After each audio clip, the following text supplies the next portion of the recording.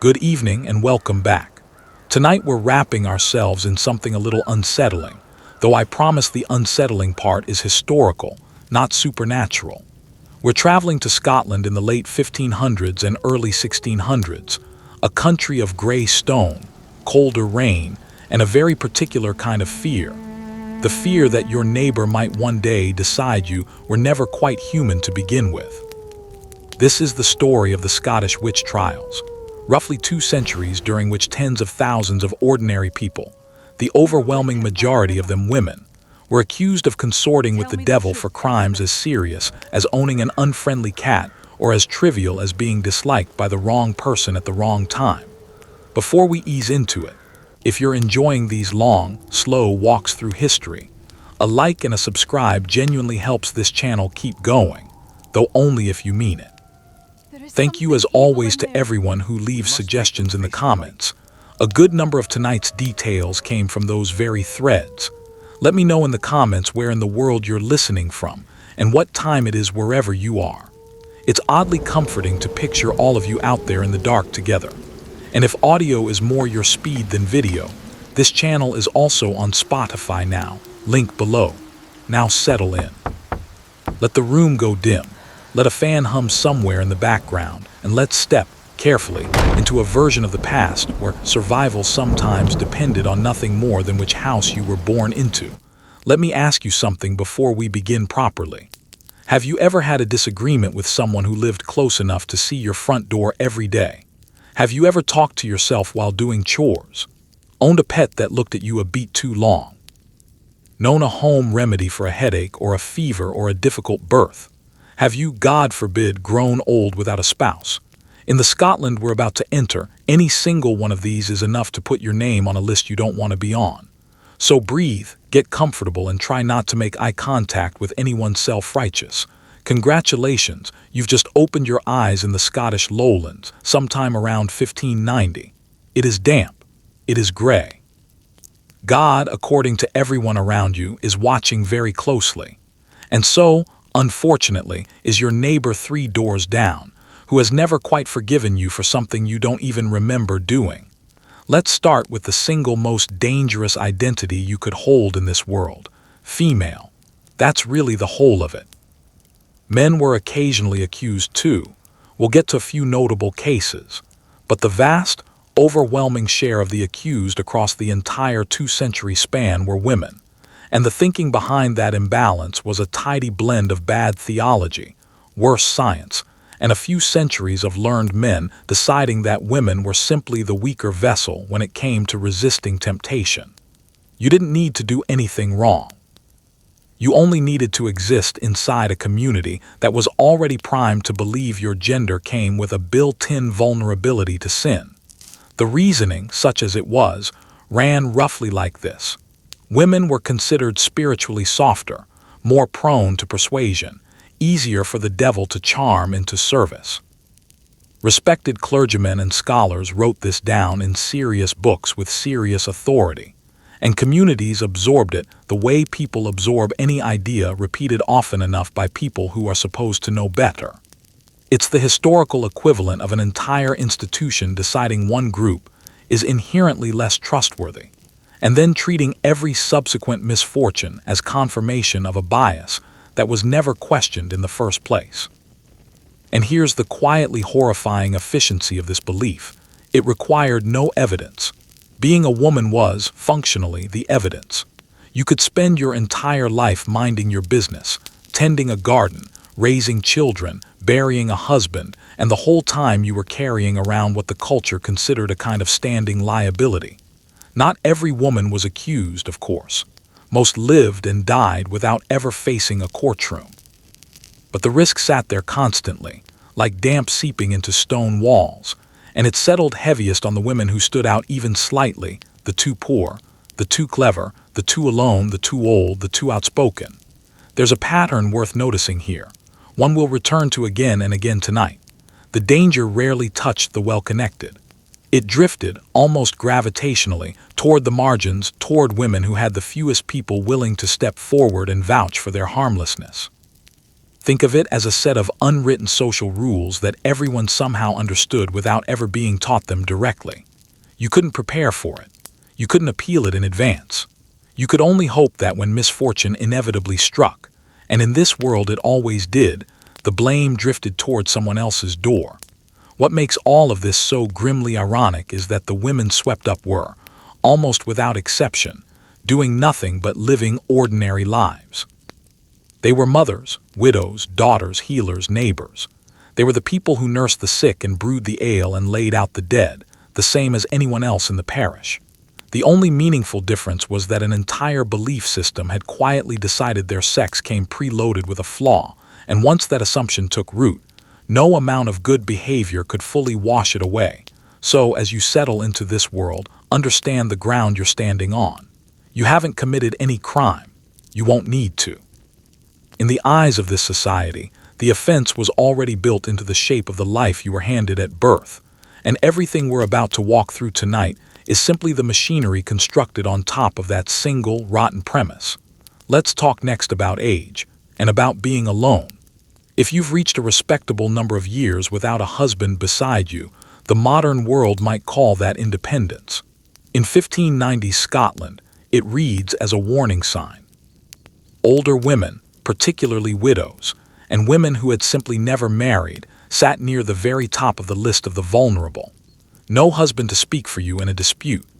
No household of male relatives whose reputation was tangled up with your own, and who therefore had a personal stake in defending you.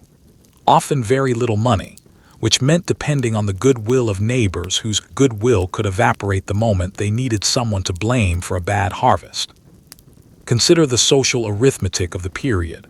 A woman's safety was measured largely by her attachments: a husband, a grown son, a father, a brother, someone whose name and standing were bound up with hers. Lose those threads, whether to death or simply to a life that never included marriage, and you became what the community quietly regarded as unmoored. And unmoored things in a tightly bound village tend to attract attention. Widowhood in particular was a precarious transition. One season you were a respectable wife inside a recognized household. The next, your husband was in the churchyard, and you were an older woman living alone, perhaps with a small plot of land that made you a target for people who wanted it, or with nothing at all, which made you a burden that people quietly resented feeding. There was no comfortable middle position for a woman on her own. She was either a temptation for someone's greed or an irritant to someone's patience, and either role could end the same way.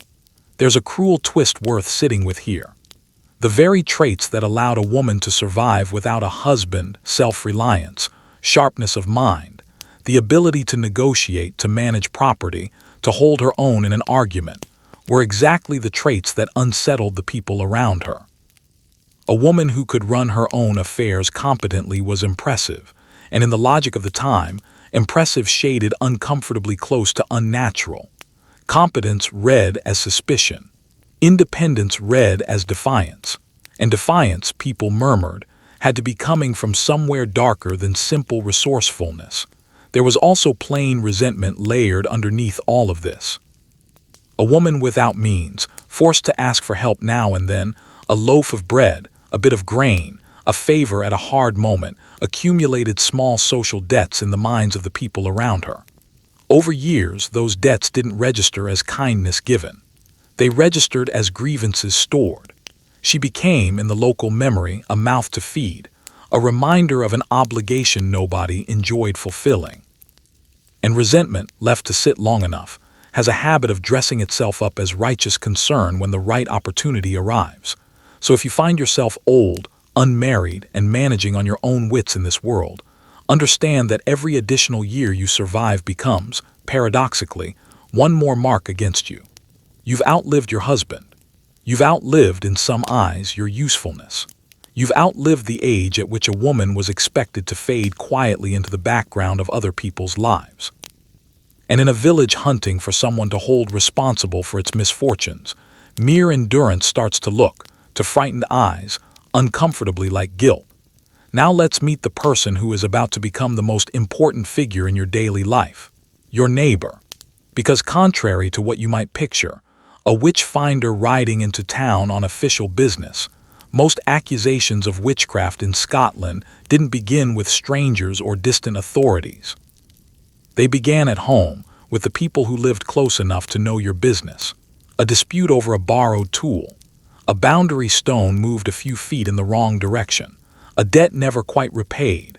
Any of it could simmer for years and then resurface, dressed in the language of piety, as a formal accusation that you had cursed someone's livestock out of spite. This is the detail that lodges under the skin if you let it. The threat wasn't some remote inquisitor. It was the person whose garden bordered yours, who remembered the time your goat wandered into their cabbages 3 summers back, and who had been quietly tending that small grudge the way some people tend a difficult houseplant with patience and without ever quite forgiving it. In small, tightly bound villages, everyone lived in close and constant proximity.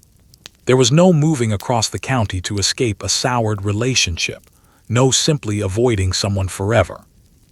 You shared a well, a mill, a church pew, and decades of overlapping history with the same handful of families. Every slight lingered. Every unpaid kindness was tallied somewhere in the back of someone's mind. And because these communities were small, closed, and essentially inescapable, the ordinary friction of daily life had nowhere to go. It simply accumulated, year after year, like sediment settling at the bottom of a still pond. We recognize a gentler version of this today. The neighbor who never quite lets go of a parking dispute. The coworker who still brings up, months later, the time you took credit for something small. The relative who remembers a comment you made at a family gathering a decade ago and mentions it every Christmas. Now imagine that same simmering, ordinary irritation had access to a legal weapon capable of ending a person's life. That's the world you've woken up in. Petty grievances came equipped with a nuclear option. What made the whole arrangement worse was how respectable it could be made to look. Your neighbor didn't need to admit that years of quiet resentment over a cabbage patch had curdled into something darker. She could frame her accusation entirely in the language of duty and community safety. She wasn't settling a score, she was, in her own telling, bravely stepping forward to protect the parish from a danger she had long suspected. Years of petty grievance received a fresh coat of holy paint, and suddenly the smallest of feuds wore the robes of moral courage. And you, the accused, were left in an essentially impossible position. How exactly do you defend yourself against a lifetime of half-remembered small quarrels, now reassembled into a pattern of malice? You cannot produce evidence that you did not curse a cow. You cannot call a witness to testify to the absence of a spell. All you can do is stand there while your own unremarkable history, the borrowed tool, the boundary stone, the wandering goat, is read back to you as though it were a dossier of deliberate wickedness. So keep half an eye on your neighbor tonight, not because she's a cartoon villain twisting her hands with glee, but because she is something far more unsettling.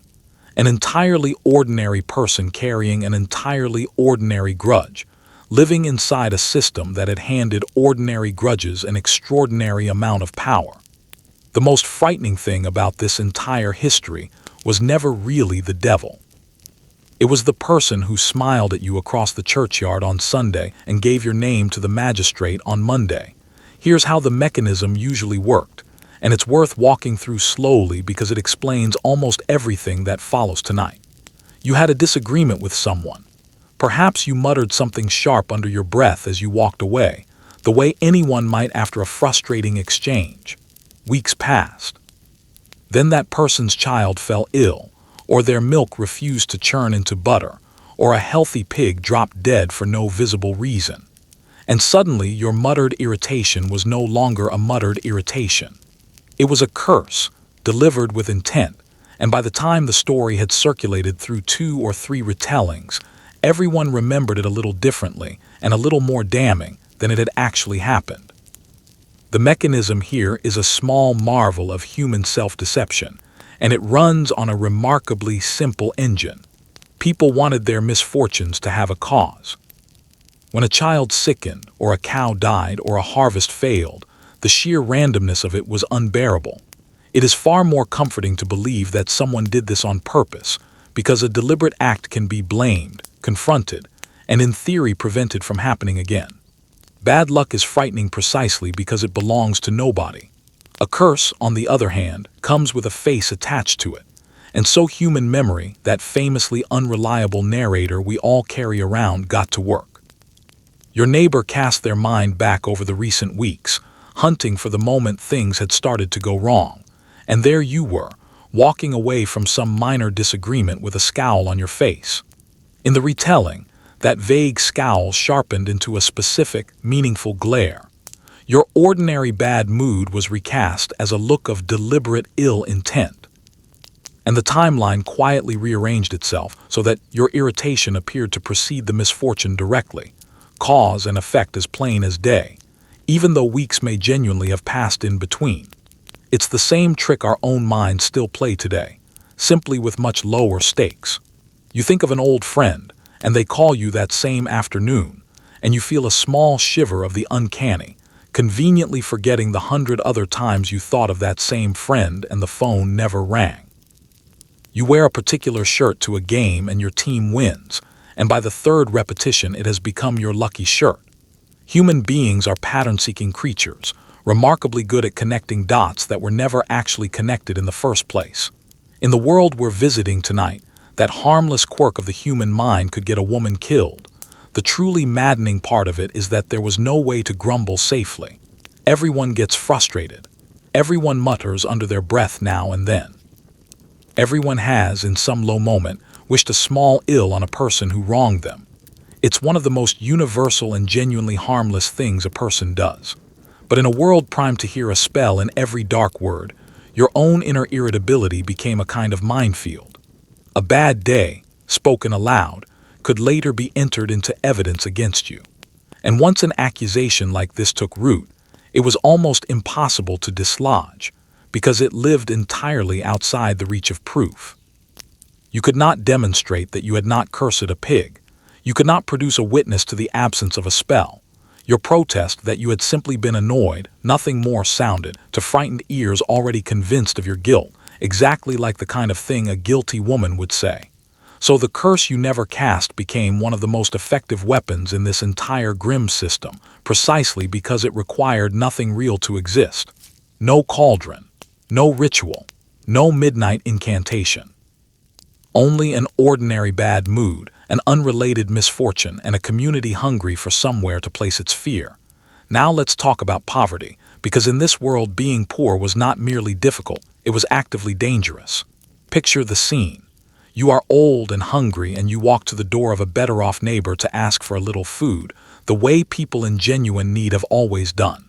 They turn you away. You leave feeling bitter, and perhaps you say something sharp on your way out. Then not long after, something goes wrong in that household, an illness, a dead animal, a failed batch of ale, and the small guilt your neighbor felt about turning away a hungry old woman curdles into a far more convenient story. You didn't simply leave disappointed. You left a curse on their threshold.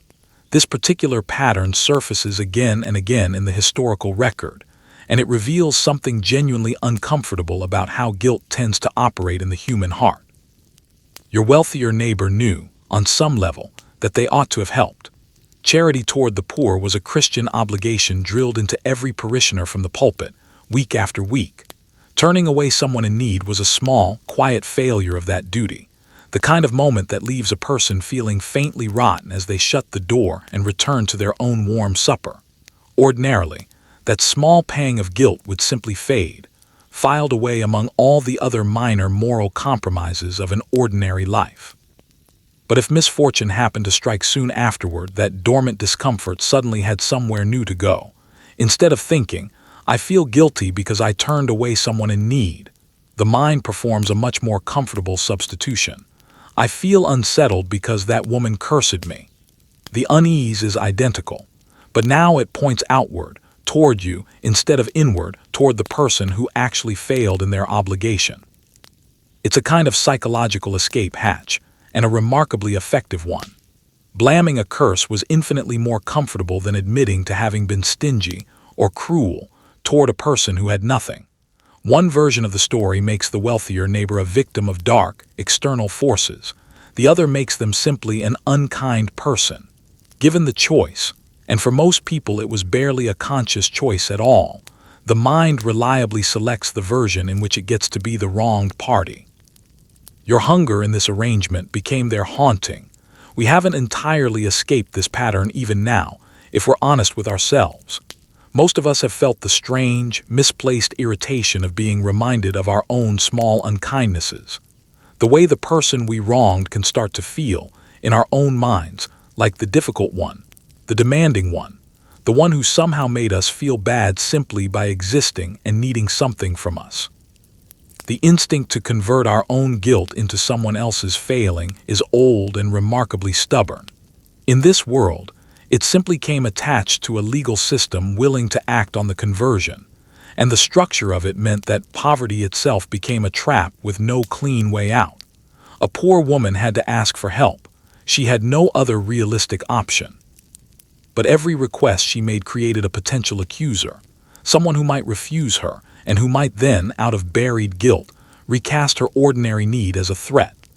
The very act of surviving going door to door, hopping for a scrap of charity, generated a small trail of people who now had a private, unspoken motive to see her blamed for something.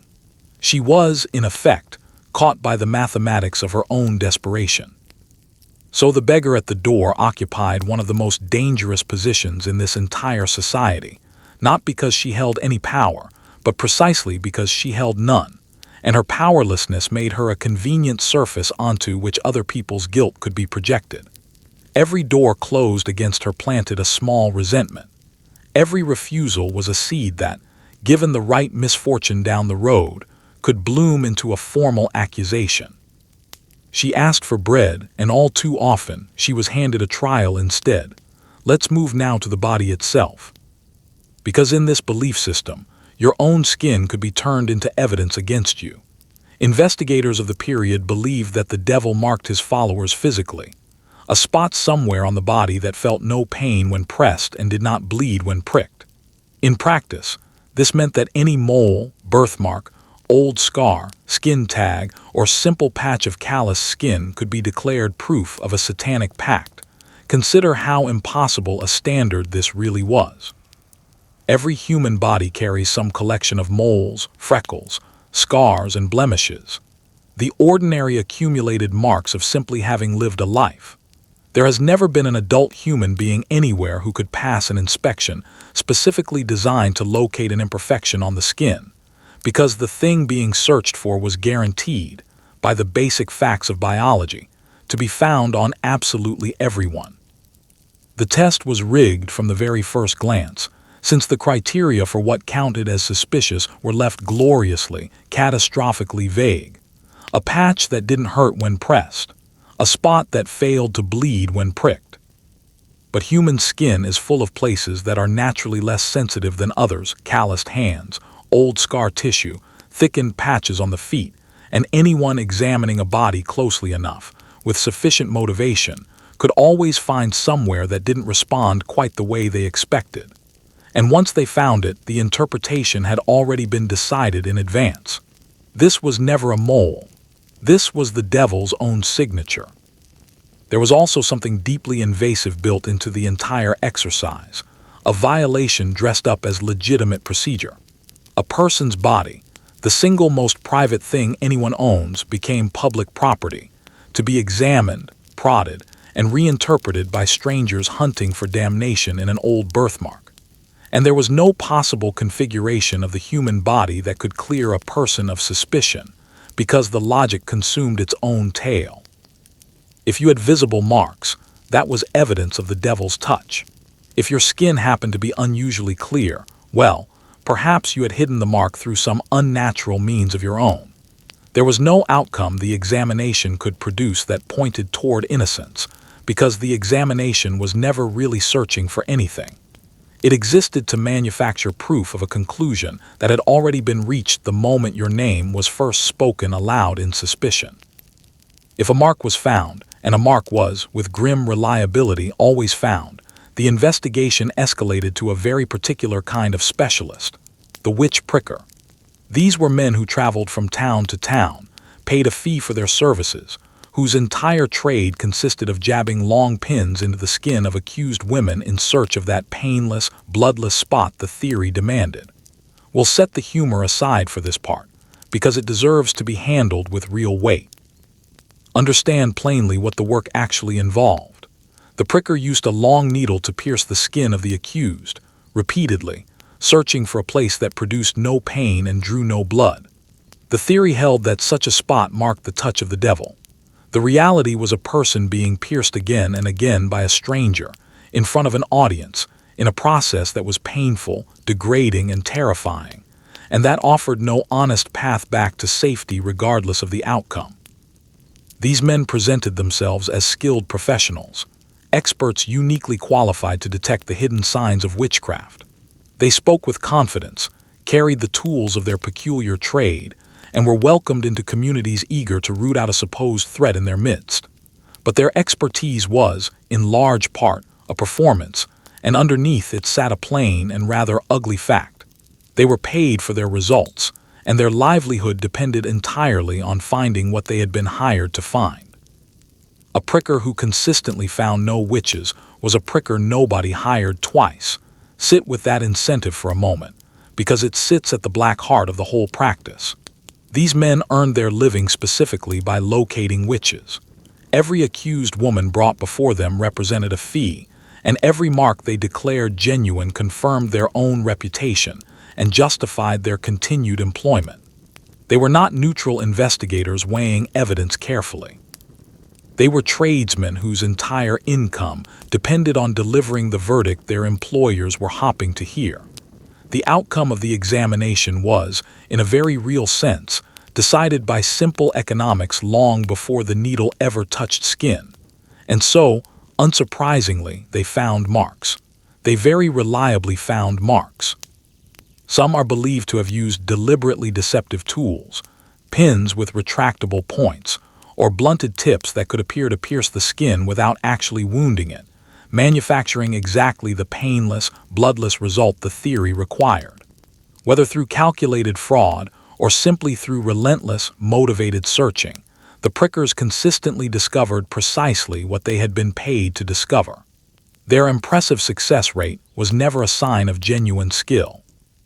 It was a sign of a system engineered from the outset to convict. Eventually, a number of these men were exposed as frauds, their tricks uncovered and their false accusations laid bare, and in time the tide of belief in their methods began, slowly, to turn. But that reckoning arrived far too late for the many women who had already been condemned on nothing more than the word of a stranger with a pin and a financial incentive to lie. Do you happen to own an animal? A cat, perhaps, or a dog, or even a particularly devoted hen?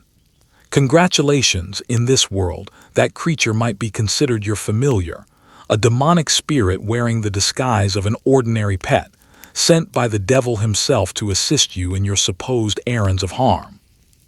That affectionate cat winding around your ankles at the hearth was, in the eyes of the law, understood as a small, fur-covered agent of hell, and its presence in your home did nothing good for your reputation.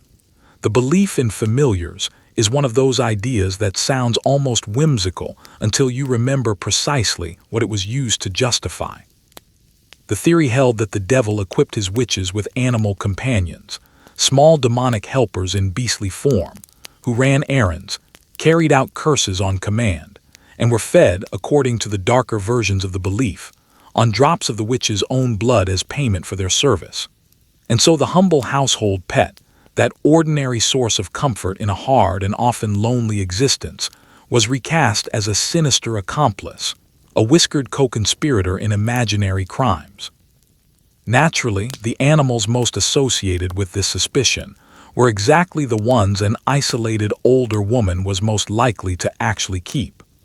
Cats drew particular suspicion, which is more than a little unfair to cats, who have never in their entire history taken an order from anyone, human or otherwise.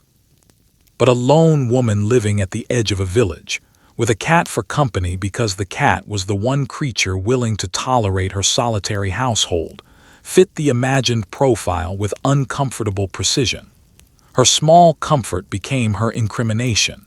Consider the cruelty embedded in that inversion. A person alone in the world, keeping an animal for warmth, for company, for the simple relief of another heartbeat in an otherwise silent house, found that gentle bond twisted into evidence of a pact with Satan. The cat that curled on her lap during a cold evening was, according to the era's learned authorities, secretly drawing blood in the dark. The dog that trotted beside her to market was suspected of carrying secrets back to some infernal master. There was, in this worldview, no such thing as an entirely innocent pet, only an undercover demon that hadn't yet been caught. The everyday behavior of animals didn't help matters, because animals are, if we're honest, deeply strange creatures by nature. Cats stare fixedly at seemingly nothing. They yowl in the small hours of the night for reasons known only to themselves. They appear silently in doorways and vanish just as mysteriously moments later. In the modern world, we shrug this off as completely ordinary pet behavior. In this world, a cat staring intently at an empty corner of the room was read as your cat receiving instructions from an unseen master. Anyone who has ever shared a home with a cat knows the particular sensation of being quietly judged by a small creature who clearly considers you somewhat beneath its notice. Now imagine that same universal experience, the aloof stare, the sudden 3 a.m. sprint across the floor, the unblinking attention fixed on nothing at all, being carefully cataloged by suspicious neighbors as proof that your pet answered to a far darker authority than you. Your cat's ordinary indifference toward your rules, so relatable to any pet owner across the centuries, became one more small brick laid into the case being quietly built against you.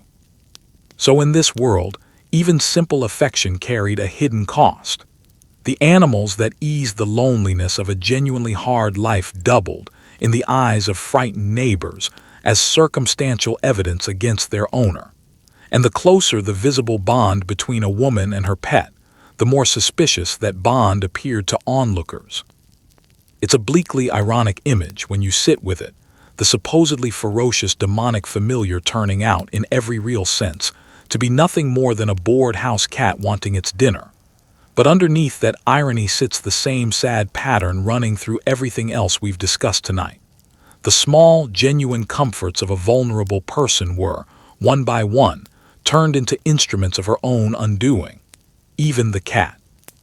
Now, have you ever caught yourself muttering through a shopping list, or talking quietly to bread as it rises, or narrating your own chores under your breath just to keep yourself company through a dull afternoon? Entirely harmless today. In this world, deeply incriminating. Muttering, mumbling, talking to yourself. All of it could be read as evidence that you were casting a spell, or worse, holding conversation with some invisible spirit. There was no acceptable moment to think out loud, and heaven help you if a neighbor overheard half a sentence and let their imagination fill in the rest. Talking to yourself is one of the most ordinary human habits there is. People narrate their chores. They rehearse difficult conversations before having them. They mutter small encouragements to themselves, or grumble complaints under their breath, or count quietly while working. For a great many people, it's simply how the mind organizes itself and gets through the long stretches of an ordinary day. In every meaningful sense, it is completely harmless, and in the eyes of a witch-hunting society, it could be read as a walking confession. The trouble was entirely one of interpretation.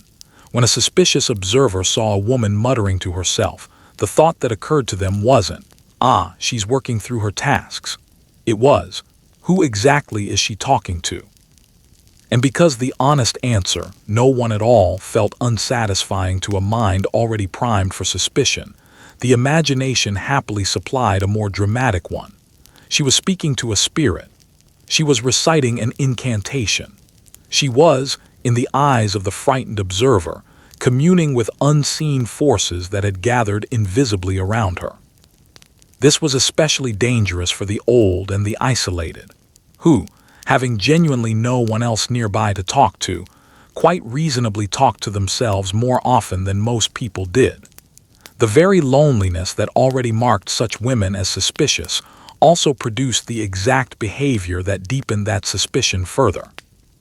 A woman living alone, chatting quietly to herself simply to keep the silence at bay, was, without meaning to, generating incriminating evidence with every murmured word, simply by doing the thing that lonely people have always done to feel a little less alone in the world. We do exactly the same thing today, of course, and think absolutely nothing of it. We talk to our houseplants. We scold our misbehaving laptops. We deliver entire monologues to the contents of an empty refrigerator as though the leftovers might apologize for disappointing us. Nobody blinks at any of this, but drop that same harmless habit into a village primed to hear spells in every murmur. And your running commentary on a leaky roof becomes, in the retelling, a transcript of your private dealings with the devil, and the truly insidious part of it was how little the actual words ever mattered. An observer rarely caught a full, clear sentence. They caught a fragment, a stray murmur, a half-word carried on the wind, and their own fearful imagination filled in everything else. You might have been muttering about a sore knee or a smoking chimney. But by the time your neighbor recounted the story to someone else, that fragment had been completed into something considerably darker and more deliberate. A curse half heard, and in truth, entirely invented by the listener. So even the private theater of a person's own mind was not safe in this world. The small verbal habits that helped a person think, that kept them steady through a difficult and often lonely existence, could all become potential testimony against them, the moment a fragment of it slipped out within earshot of the wrong listener. In a world this eager to locate witches, there was no truly private way to be alone with your own thoughts, because the simple act of voicing them, the way human beings have always voiced their thoughts, could be twisted into proof that you were never really speaking to yourself at all. Let's turn now to knowledge, which in this world turns out to be something of a liability. If you knew which herbs eased a fever, which roots settled a troubled stomach, or how to guide a difficult birth safely to its end, you were an invaluable member of your community, right up until, quite suddenly, you weren't. Skilled healers and midwives walked an especially narrow and dangerous line in this society. When their remedies worked, that success itself could be treated with suspicion. When their remedies failed, as remedies inevitably sometimes do, the failure could be recast as deliberate harm. There was, in truth, no version of this arrangement in which the healer came out ahead. The village healer occupied a genuinely essential role in a world with almost no formal medicine, no hospital within any reasonable distance, and no real scientific understanding of how disease actually spread or operated. The woman who understood her herbs was very often the only source of relief anyone in the parish had access to. She eased pain. She brought down fevers.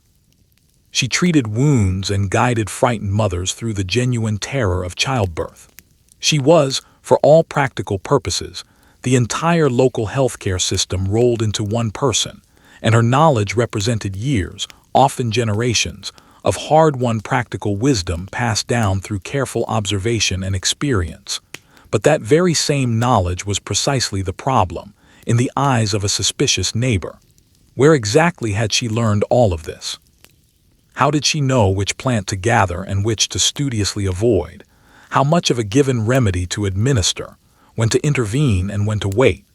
To a mind already primed for suspicion, real expertise itself began to look faintly unnatural, as though such deep understanding could only have arrived through some illicit or supernatural channel.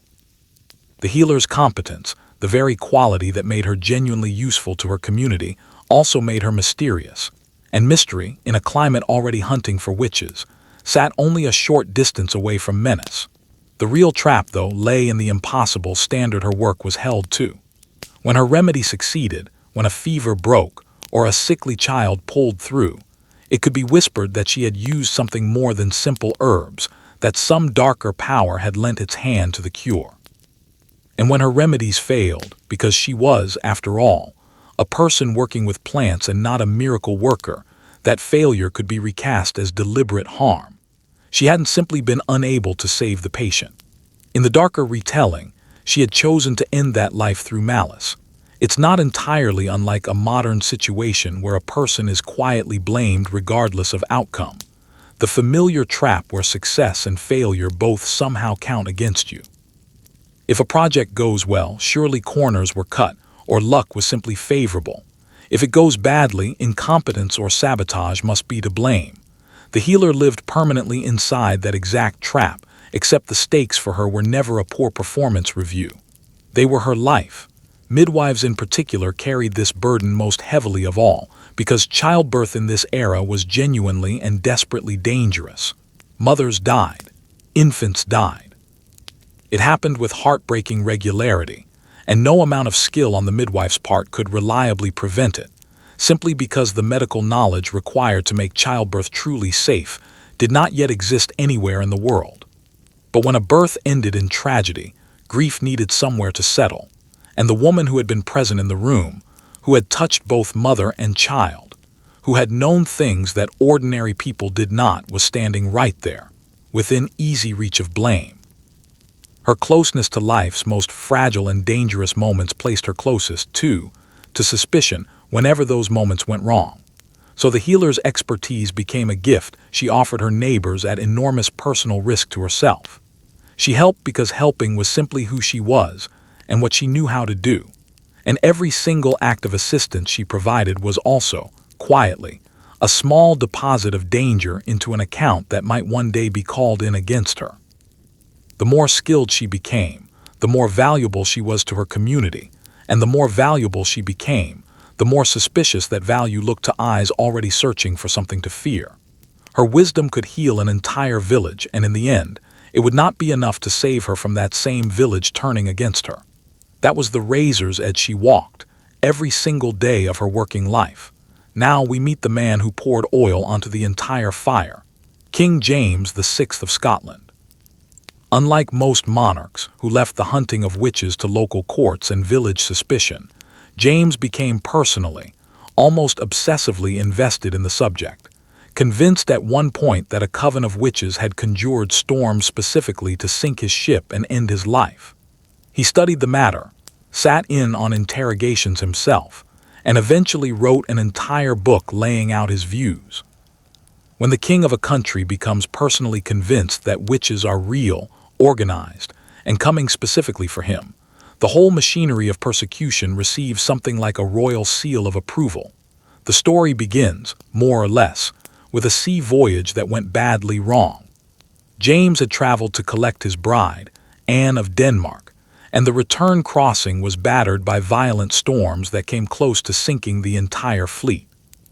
The North Sea in this period was, in itself, a genuinely dangerous stretch of water. One that swallowed ships on a fairly regular basis without any supernatural assistance required. But James, having survived a genuine and frightening ordeal, went searching for an explanation more satisfying than simple bad weather. And the explanation he settled on, with the full confidence of a monarch, was witchcraft. Once the king had landed on that explanation, everything that followed unfolded with a grim internal logic. If witches had raised the storms that nearly killed him, then witches were real, they were genuinely powerful, and worse still, from his perspective, they were specifically targeting him, the anointed monarch of the realm. It's a remarkably self-centered piece of reasoning when you look at it plainly. The royal equivalent of assuming a rainy afternoon was a personal insult sent down from the heavens. But when a king believes something this firmly, that belief rarely stays a private eccentricity.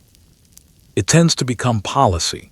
James threw himself into the subject with the energy of a man who had discovered an urgent new calling. Except this particular calling involved interrogating terrified, ordinary people. He attended examinations in person. He questioned the accused directly.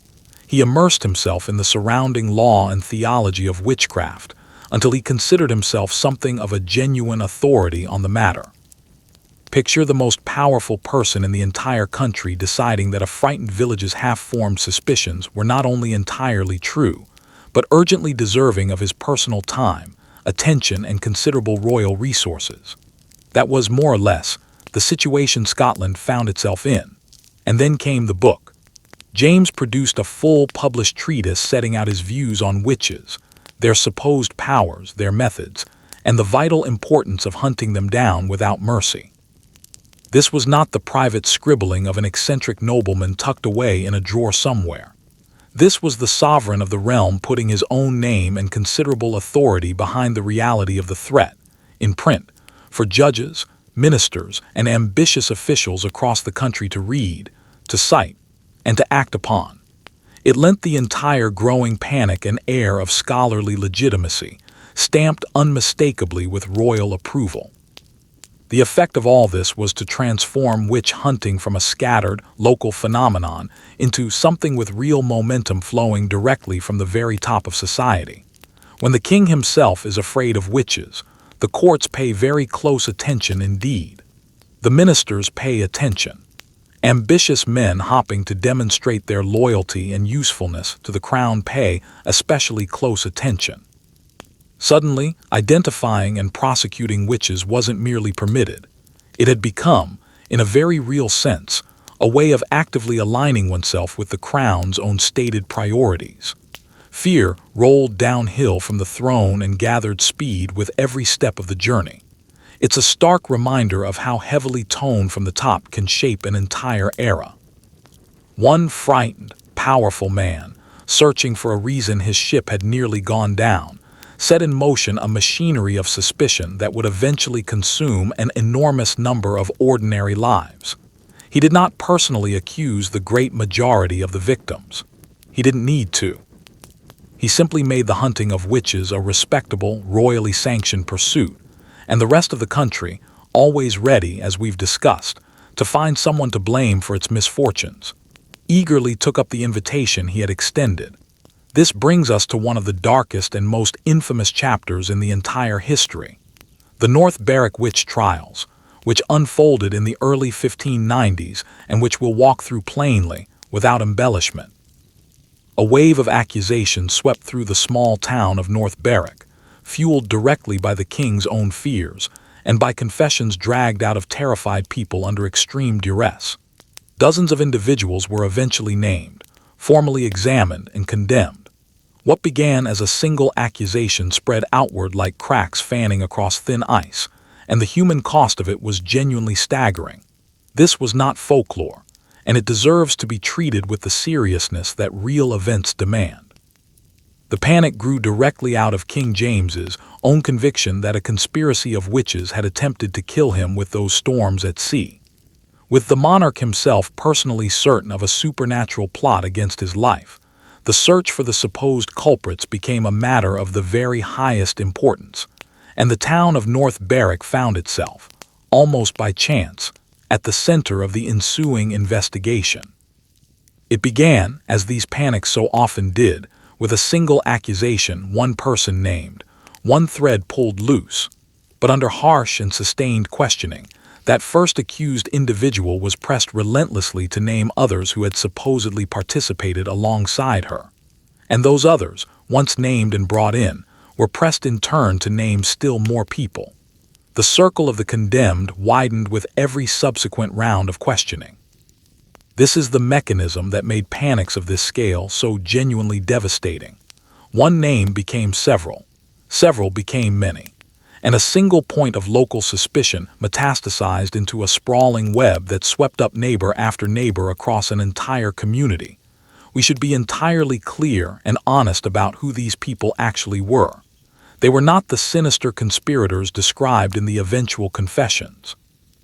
They were ordinary residents of a small Scottish town, people with families, with trades, with unremarkable daily routines, whose lives were entirely unexceptional until a rumor and a royal panic collided directly over their heads. They had done nothing that any reasonable observer today would recognize as a crime. They were simply available, vulnerable, and profoundly unlucky enough to be caught inside the widening cracks of a system searching desperately for someone to blame. The examinations they were subjected to were specifically designed to produce confessions, and produce confessions they very reliably did.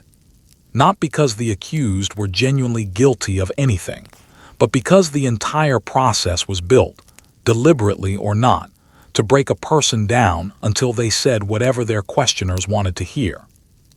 Let's look honestly now at exactly how those confessions were extracted, because there is nothing remotely lighthearted in this part of the story, and it deserves to be treated with real gravity.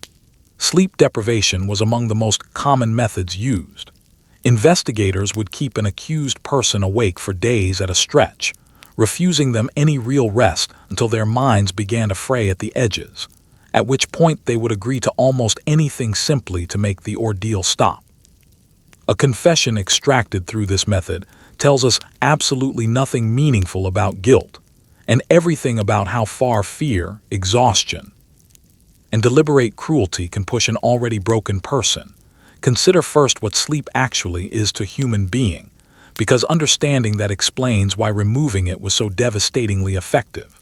Sleep is not some optional luxury. It is a fundamental biological need, every bit as essential as food or water, and the human mind simply cannot continue functioning properly without it for very long. Deprive a person of sleep for a single day and they grow foggy, irritable, and slow. Deprive them for several consecutive days and their basic grip on reality itself begins to loosen at the edges. Thoughts blur together, judgment collapses, and the exhausted mind will reach for absolutely anything at all that promises to make the ordeal finally stop. This was understood, at least on some intuitive level, by the men conducting these examinations. Keeping the accused awake was a deliberate technique, a method of wearing down resistance that left behind none of the visible marks that other, more overtly violent methods might leave. The accused would be watched constantly, prodded whenever they began to drift, kept from rest hour after hour, day after day, until the boundary between what was actually real and what had simply been suggested to them by their questioners began to dissolve entirely. In that broken state, a person will confess to almost anything, not because any of it is true, but because confession at that point seems to offer the only possible route to relief. Consider how thoroughly this corrupts the entire notion of a confession as meaningful evidence. We tend to assume, quite reasonably in most contexts, that a confession means something, that no one would admit to a terrible act unless they had genuinely committed it. But that assumption collapses completely under these particular conditions. A confession pulled from a mind broken by days without sleep is not a window into what a person actually did. It is only a measure of how much suffering a human being could endure before finally breaking. It proves the cruelty of the method used, and nothing else whatsoever. And these confessions were rarely simple, spontaneous admissions of guilt. The exhausted, disoriented accused were very often led, question by leading question, toward specific and elaborate details they could never plausibly have invented on their own. The questioners already carried a detailed picture in their minds of what witches were supposed to do, drawn from theology, from popular belief, from earlier confessions extracted the very same way. And the broken, desperate prisoner, longing only for the questions to finally end, would simply agree and repeat the details back as though they were her own memories. There is a particular and lasting horror in recognizing that the accused were, in effect, forced to author their own condemnation. Words wrung from them in a state of total physical and mental collapse became the very evidence later used to justify what followed. They were not merely passive victims of this process. They were compelled to actively participate in it, to speak the specific lines that would go on to seal their own fate. Once a confession had finally been extracted, the questioners invariably wanted more, specifically, names. Under this same unbearable and sustained pressure, the accused were pushed relentlessly to name supposed accomplices, other witches who had allegedly attended their imagined gatherings. And so a single accusation became 5, and 5 became 20, as frightened, broken people named neighbors, distant acquaintances, and occasionally complete strangers, simply in the desperate hope of making the questioning finally stop. This is precisely how a single spark could grow, with horrifying speed, into a full wildfire consuming an entire town. Put yourself, for just a moment, in that genuinely impossible position. You have already been worn down well past any point of meaningful resistance. You have already confessed to acts you never committed. And now your questioners want names, and they will not stop asking until you provide some.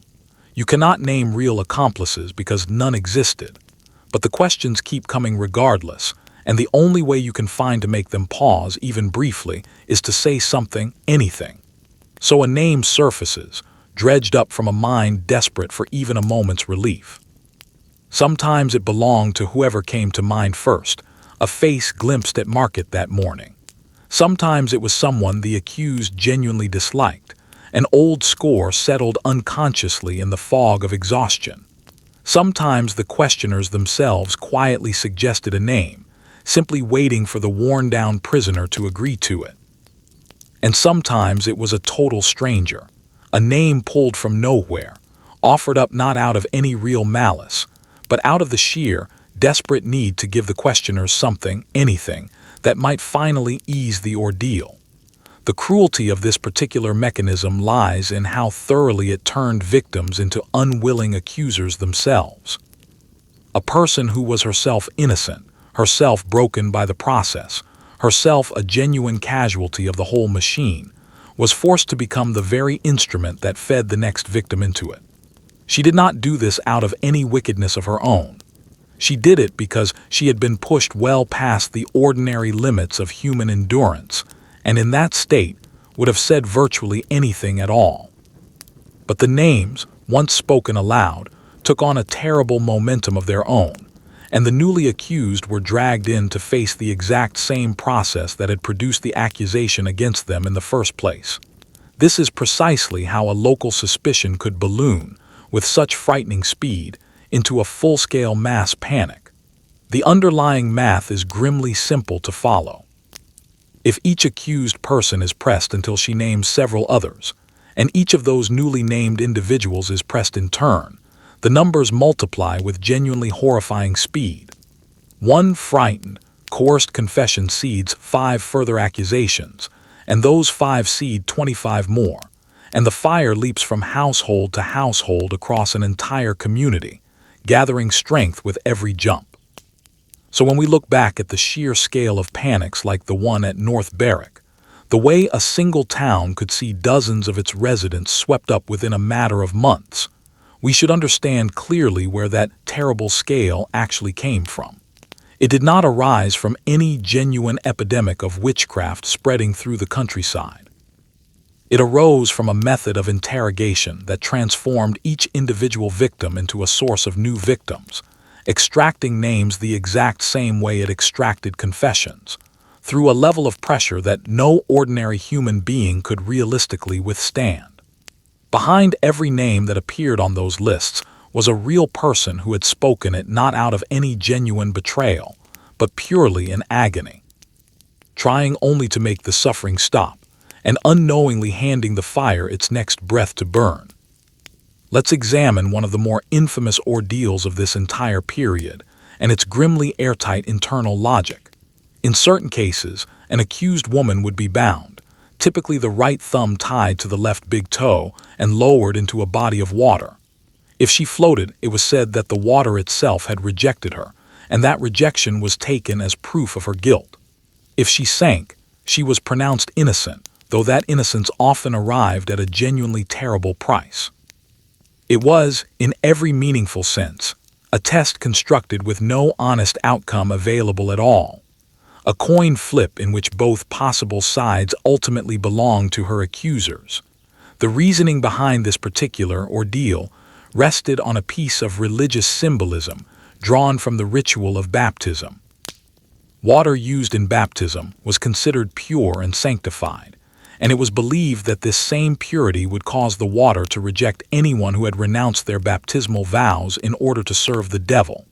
A witch, according to this logic, would therefore be cast back up to the surface, refused entry by the sacred element. An innocent person, still held safely within God's good graces, would instead be accepted by the water and drawn calmly downward. It sounds, on the surface, almost poetic, right up until you follow the logic through to its actual, practical conclusion, because that conclusion was monstrous. Consider what each possible outcome genuinely meant for the person bound and lowered into deep water. If she floated, the ordeal declared her guilty, and guilt led directly toward formal condemnation and execution. If she sank, she was pronounced innocent, but sinking while bound, in water deep enough to matter, carries an obvious and immediate danger entirely separate from any question of guilt. The verdict of innocence could easily arrive far too late to be of any practical use to the person drowning beneath the surface. Both paths, in the end, led toward death. They simply took different routes to arrive there. This is the airtight cruelty at the very center of the ordeal. It presented itself as a genuine test, as though it were sincerely attempting to distinguish the guilty from the innocent, when in truth it was structured from the outset so that the accused lost no matter which way events unfolded. There was no possible result that returned a person safely and freely to their ordinary life. The simple buoyancy of a human body, which depends on all sorts of entirely ordinary physical factors having nothing whatsoever to do with guilt or innocence, was treated as a divine verdict, and either possible reading of that verdict spelled disaster for the person at its center. We recognize gentler versions of rigged tests even in our own time, questions with no genuinely right answer, situations engineered so that any possible response ends up confirming whatever the asker had already decided in advance. But strip away the comparatively low stakes of those modern annoyances, and imagine instead a test in which every single possible outcome ends in your death, dressed up in the solemn robes of a fair and even holy trial. That is precisely what the accused in this ordeal actually faced. The performance of fairness made the whole thing worse, not better, because it wrapped an act of killing in the false dignity of a genuine investigation. There is something worth pausing over beneath even the grim mechanics of the ordeal itself. A person subjected to this test was entirely helpless, bound, physically restrained, and completely at the mercy of others. Her fate was handed over to something as arbitrary as whether her body happened to rise or sink in the water. Every shred of personal agency was stripped away in that moment. She could not argue her case. She could not reason with anyone present. She could only be lowered into the water and wait to discover which precise form her death would ultimately take. Let's turn now to another instrument of control that predates the witch trials proper, but sits close beside them in spirit: the scold's bridle, sometimes also called the branks. This was a metal cage locked directly over a woman's head, fitted with a bar or plate that pressed firmly down onto the tongue, and it was used specifically to punish women judged to be too talkative, too argumentative, or simply too much for the comfort of those around them. This segment stays deliberately sober because the device tells us something uncomfortable and genuinely important. Let's describe the object honestly, because its very design reveals its underlying purpose. The branks was a framework built from iron, enclosing the entire head as though the wearer had been placed inside a small cage. Fixed within it was a piece of metal that pressed directly down onto the tongue, so that the woman wearing it could not speak at all, and often could not even comfortably close her mouth or swallow properly. It was, in the most literal sense imaginable, a machine built specifically for taking away a person's voice, engineered with real deliberate care to accomplish exactly that single purpose. And who precisely was this device built for? Women judged to talk too much, women who argued back, women who complained, who scolded, who challenged the people around them, who simply would not hold their tongue when others in the community wished that they would.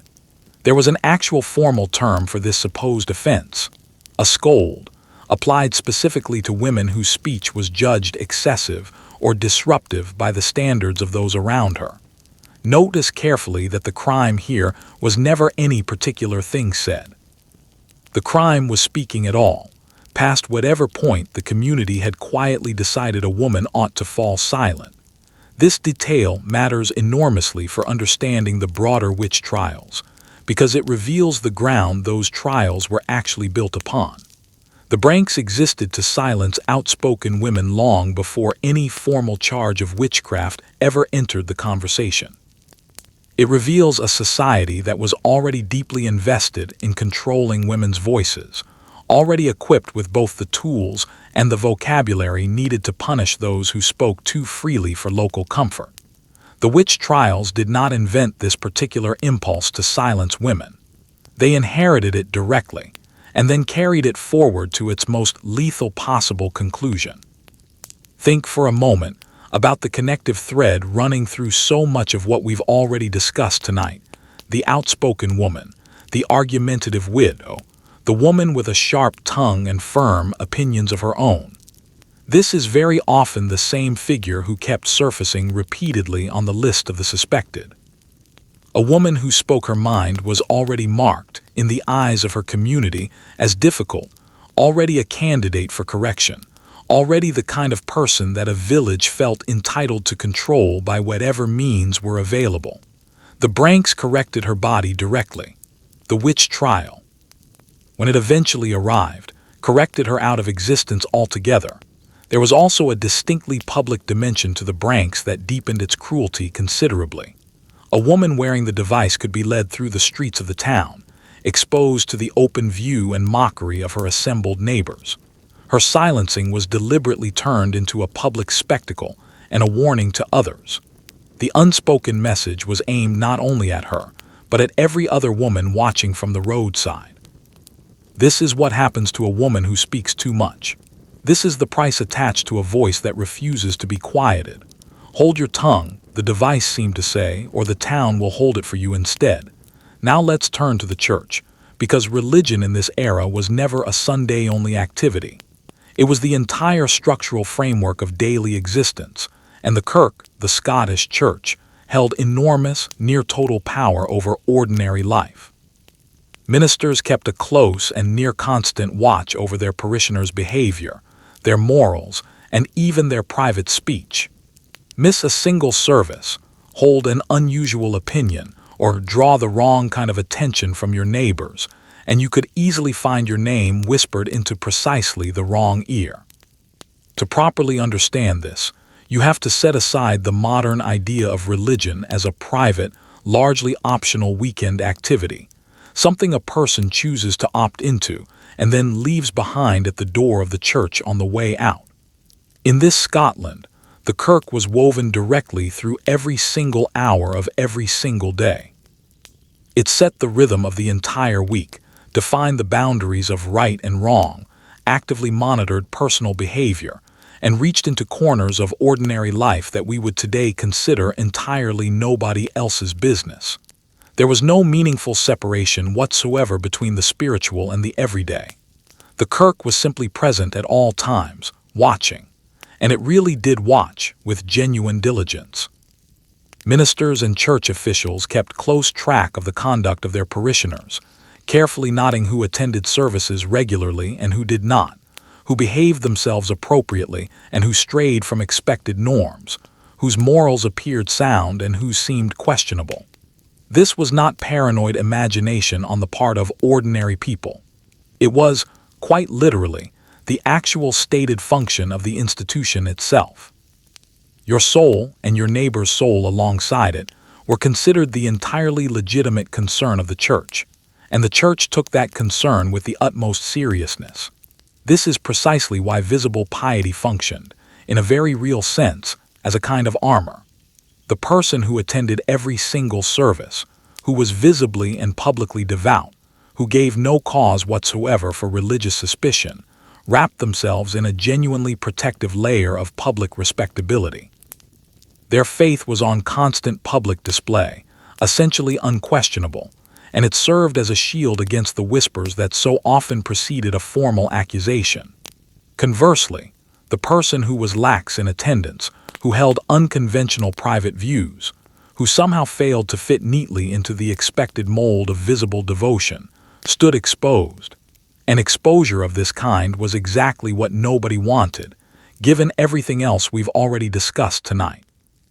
The trouble, of course, was that this entire system rewarded strict conformity and quietly punished any real difference. And difference in this context was often nothing more sinister than being a bit unusual by the standards of the surrounding community. An eccentric older woman who muttered to herself, who kept odd company, who simply didn't quite blend into the expected pattern, might draw the church's unwanted attention not through any genuine wrongdoing at all, but simply through the failure to appear ordinary enough to her watching neighbors. So the constant, low-level scrutiny of the kirk formed part of the essential backdrop, against which every single accusation eventually played out. It created a world in which people were always, at some level, being observed, always being quietly judged, always aware that their everyday behavior remained subject to review by a powerful institution deeply and genuinely concerned with rooting out sin wherever it might be hiding. In a world constructed this way, the distance between a mere spiritual failing and a full supernatural crime was disturbingly short indeed. When life went wrong in this world, and in this Scotland, life went wrong constantly, people needed a reason. A sudden storm that flattened an entire harvest, a hard, unseasonal frost that killed a season's worth of lambs, a sickness that swept quietly through an entire village, taking children and the elderly alike. None of it could simply be accepted as ordinary misfortune. Someone in the minds of the frightened and grieving had to be responsible. And a lone woman living at the edge of the community made a far more satisfying culprit than the indifferent, uncontrollable sky above everyone's heads. Life in this time and place was precarious in ways that are genuinely difficult for us to fully imagine now, from the comfort of the modern world. There was no financial cushion, no safety net, no reserve of savings to fall back on when things went badly wrong. A single poor harvest could mean an entire winter of real hunger for a family. A disease sweeping through the livestock could wipe out a household's accumulated wealth within the span of a single week. A storm arriving at precisely the wrong moment could destroy months of patient labor in a single afternoon. People lived perpetually near this edge, and the forces capable of pushing them over it were vast, arbitrary, and entirely beyond their own control or understanding. And that precisely was the unbearable part of it all. Not simply that disaster struck with regularity, but that it struck for no reason anyone could identify, predict, or meaningfully influence. The weather did whatever the weather chose to do. Disease arrived and departed exactly as it pleased, following patterns nobody in this era understood.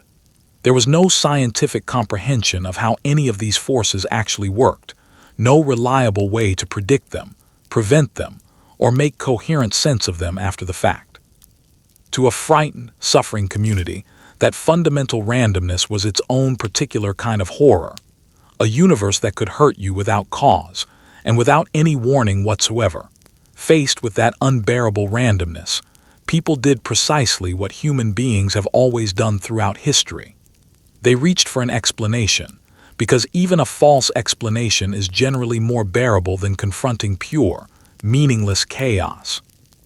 If a storm was simply the weather, doing what weather does, then nothing at all could be done about it, and it might easily happen again the very next season for all anyone could tell.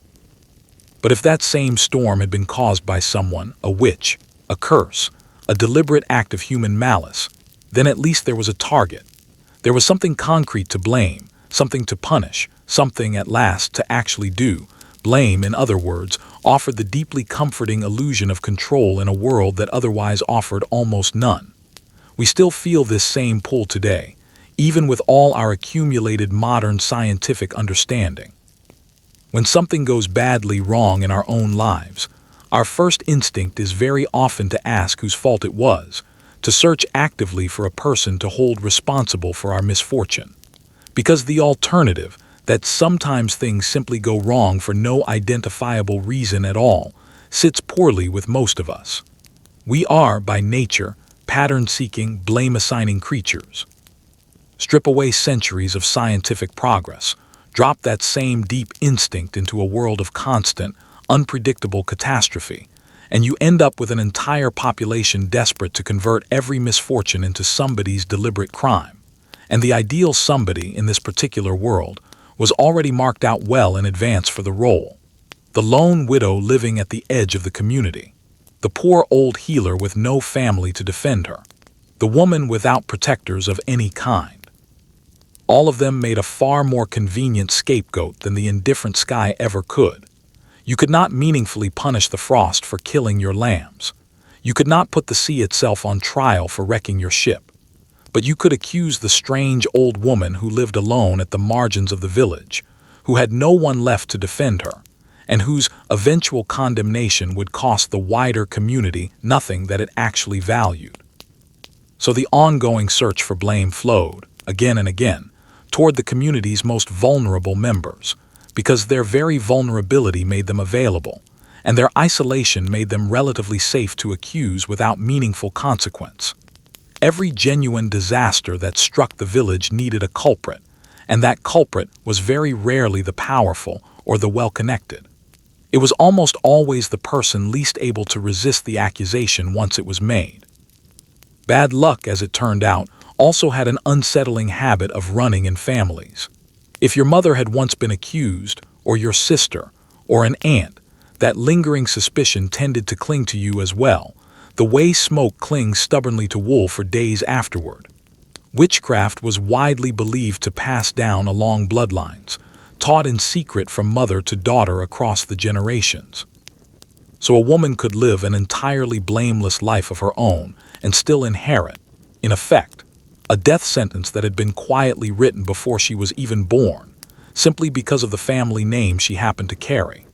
The underlying belief here was that witchcraft functioned not merely as an individual sin, but as a kind of dark inheritance, something transmitted directly through a family line from one generation of women to the next, like a shadowy family trade passed down in secret.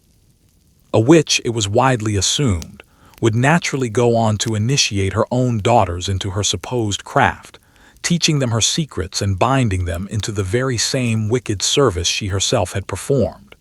And so, this imagined taint was understood to run directly through the blood, a corruption carried down along the female line, simply waiting for its moment to reveal itself openly.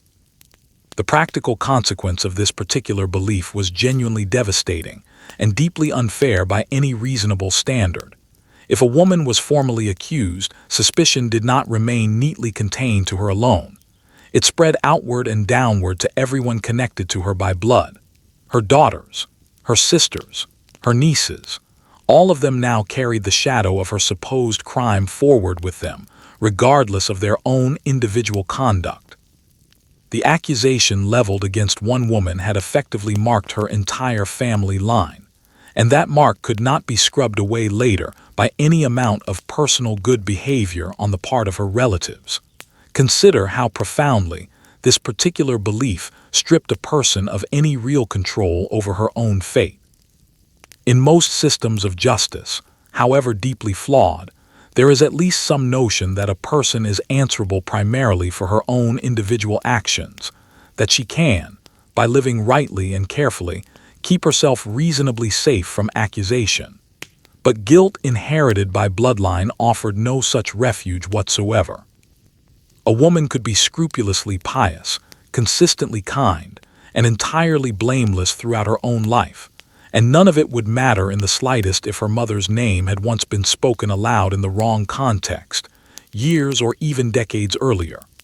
Her fate, in this sense, had already been decided by an ancestor, sealed long before she had done anything at all of her own.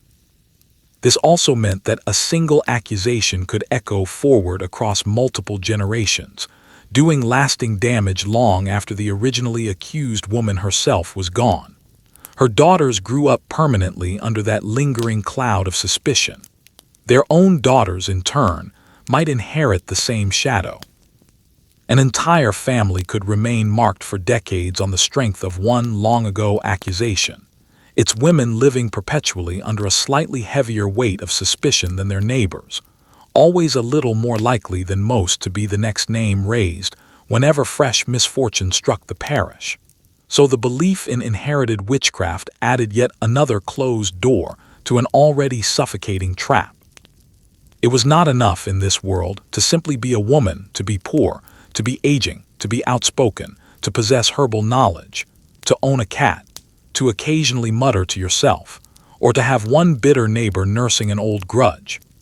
On top of every single one of those existing risks, You might simply have been born into the wrong family entirely and carried that danger silently with you from your very first breath.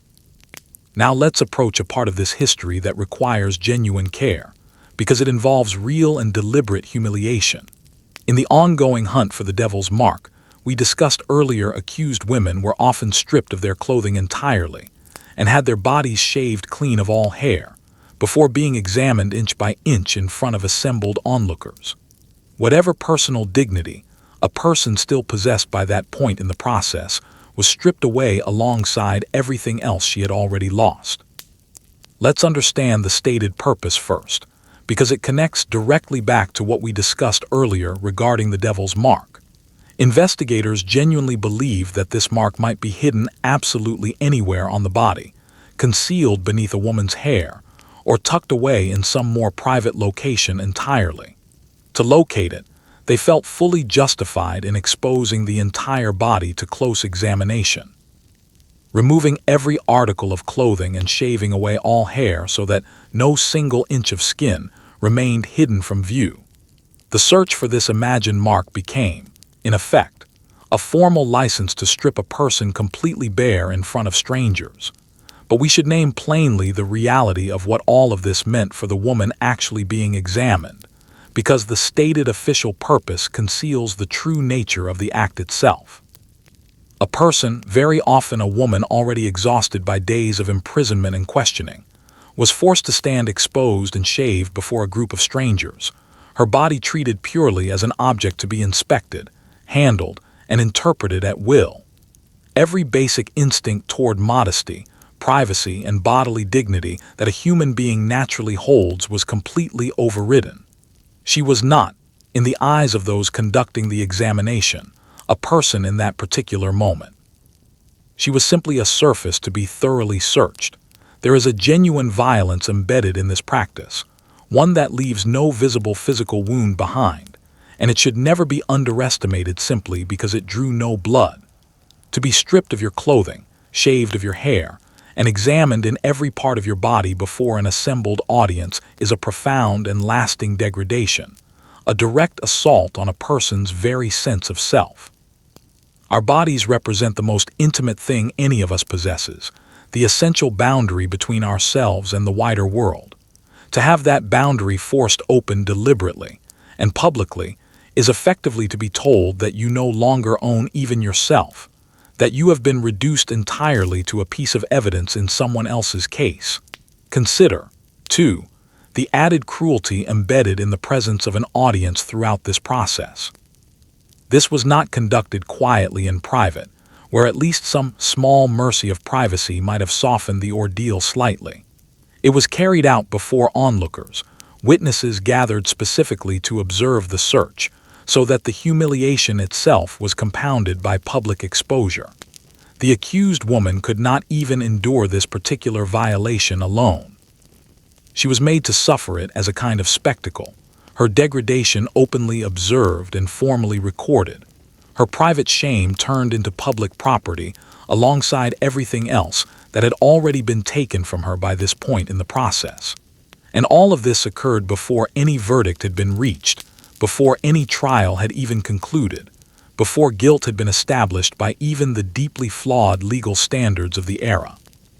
This was simply part of the investigative process, inflicted on people who were, in that specific moment, still merely accused and nothing more. Whatever the eventual formal outcome of her case turned out to be, the humiliation had already fully occurred. The dignity had already been stripped away in full. The damage was done, regardless of whatever any court might later decide. According to the confessions extracted through the methods we've already discussed, witches were said to gather at night for elaborate secret meetings with the devil himself, feasting, dancing, and plotting harm against their neighbors. These lurid tales were spun out in remarkable detail, often supplied directly by the questioners themselves, and simply agreed to afterward by exhausted, broken prisoners. A woman might sit in court and hear a vivid, detailed account read aloud of a wild midnight gathering she had absolutely no memory of ever attending, for the simple reason that it had, of course, never actually happened. The witches' Sabbath, as it was imagined by the authorities of this period, was an entire elaborate production. Great secret gatherings held under cover of darkness, where witches supposedly flew in from across the surrounding countryside to feast together, to dance, to worship the devil directly, and to conspire in various acts of malice against their neighbors back home. It was a rich, detailed fantasy, complete with recurring elements that showed up again and again across confession after confession, almost as though every prisoner had been working from the same shared script. In a very real sense, they had been, and that shared quality is precisely what gives the whole fabrication away. These confessions tended to resemble one another so closely because their details never actually originated with the accused themselves. They came instead from the questioners, from the learned theological texts of the period, from the common understanding of what witches were generally believed to do. The examiner conducting the interrogation already knew in his own mind roughly what a Sabbath was supposed to look like, because everyone in his position knew the same broad outline. And so his questions gently but firmly guided the exhausted prisoner toward the answers that were already expected. Did you dance there? Was the devil himself present? And the broken, sleepless woman, desperate above all for the ordeal to finally end, simply agreed. Picture the genuinely surreal horror of this from where the accused woman herself would have been standing. You are hauled into a courtroom, and there, read aloud in grave and entirely confident tones, is a detailed account of your supposed attendance at some wild, nocturnal gathering. The feasting, the dancing, the pact sealed with the devil, all of it described as thoroughly established fact. And you know, with absolute personal certainty, that you spent that particular night asleep in your own bed, exactly as you spent nearly every other night of your life, because the entire event being described is a complete fiction, assembled out of other people's fevered imaginations. How does a person even begin to defend herself against something like that? You cannot produce a genuine alibi for an event that never actually took place. You cannot summon a witness to prove you weren't present at a gathering that existed only within the fevered lore of professional witch hunters. The accusation floats entirely free of any grounding in reality, and reality itself, it turns out, offers no meaningful defense against it whatsoever. The more vivid and internally detailed the false account became, the more genuinely real it appeared to everyone else present in the room. Everyone, that is, except the one person who actually knew for certain that none of it was true.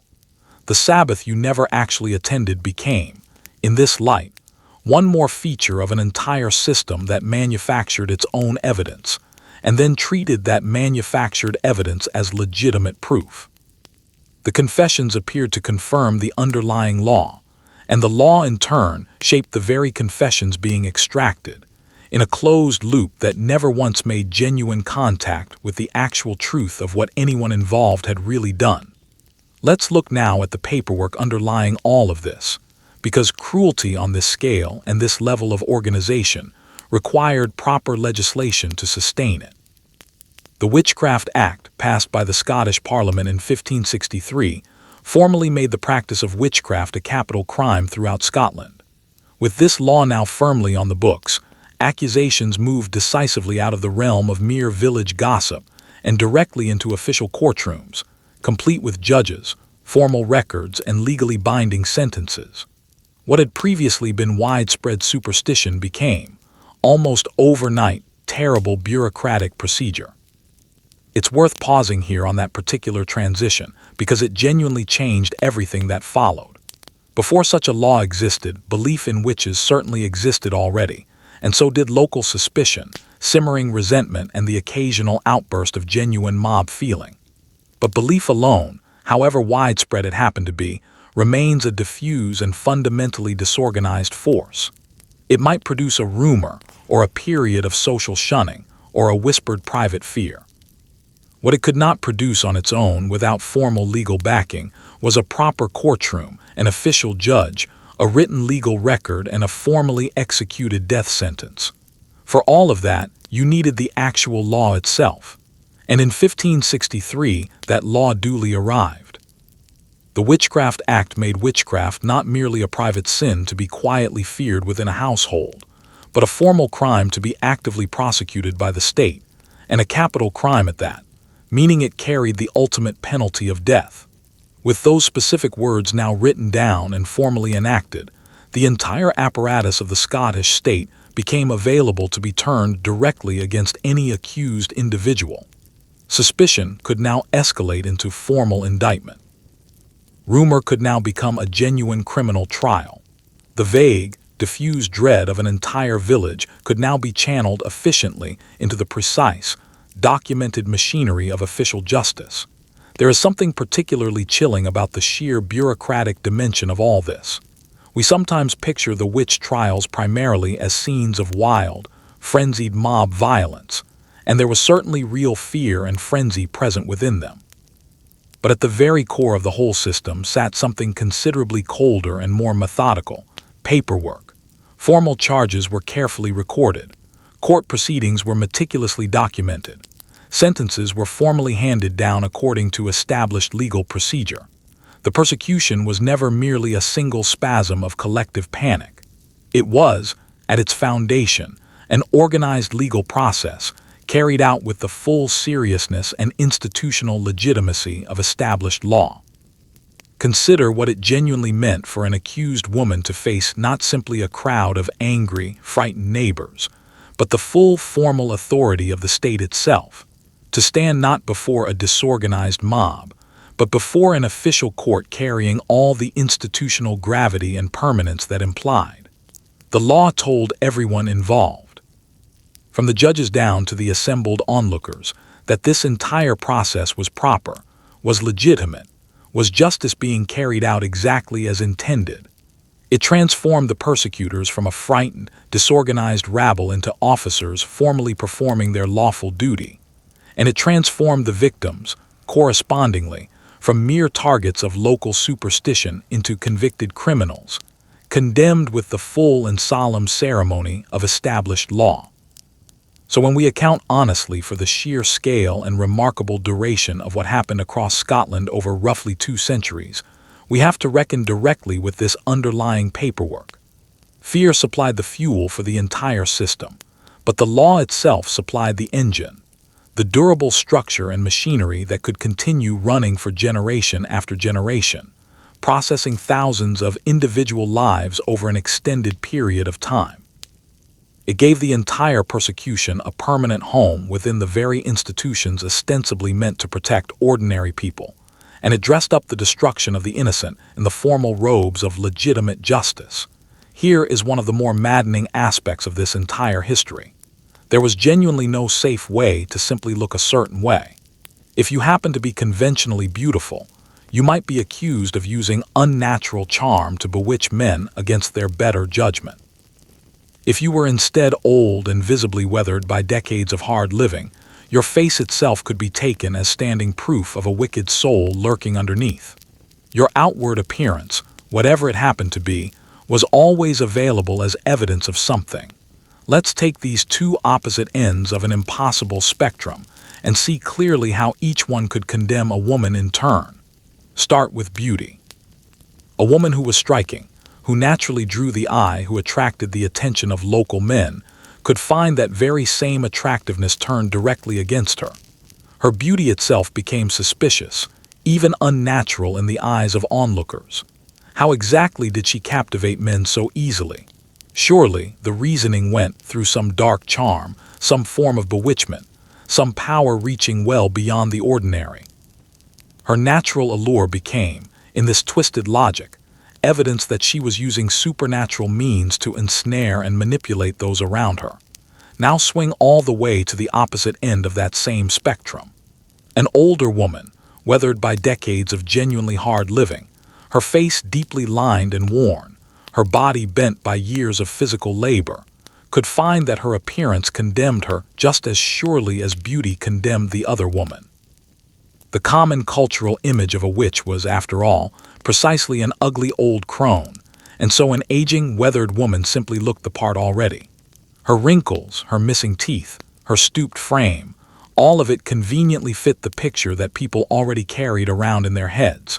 Her face itself was read as a direct reflection of a supposedly twisted and wicked soul underneath. Do you see how completely the trap closes here? Beauty condemned a woman. Visible age and hard living condemned a woman just as thoroughly.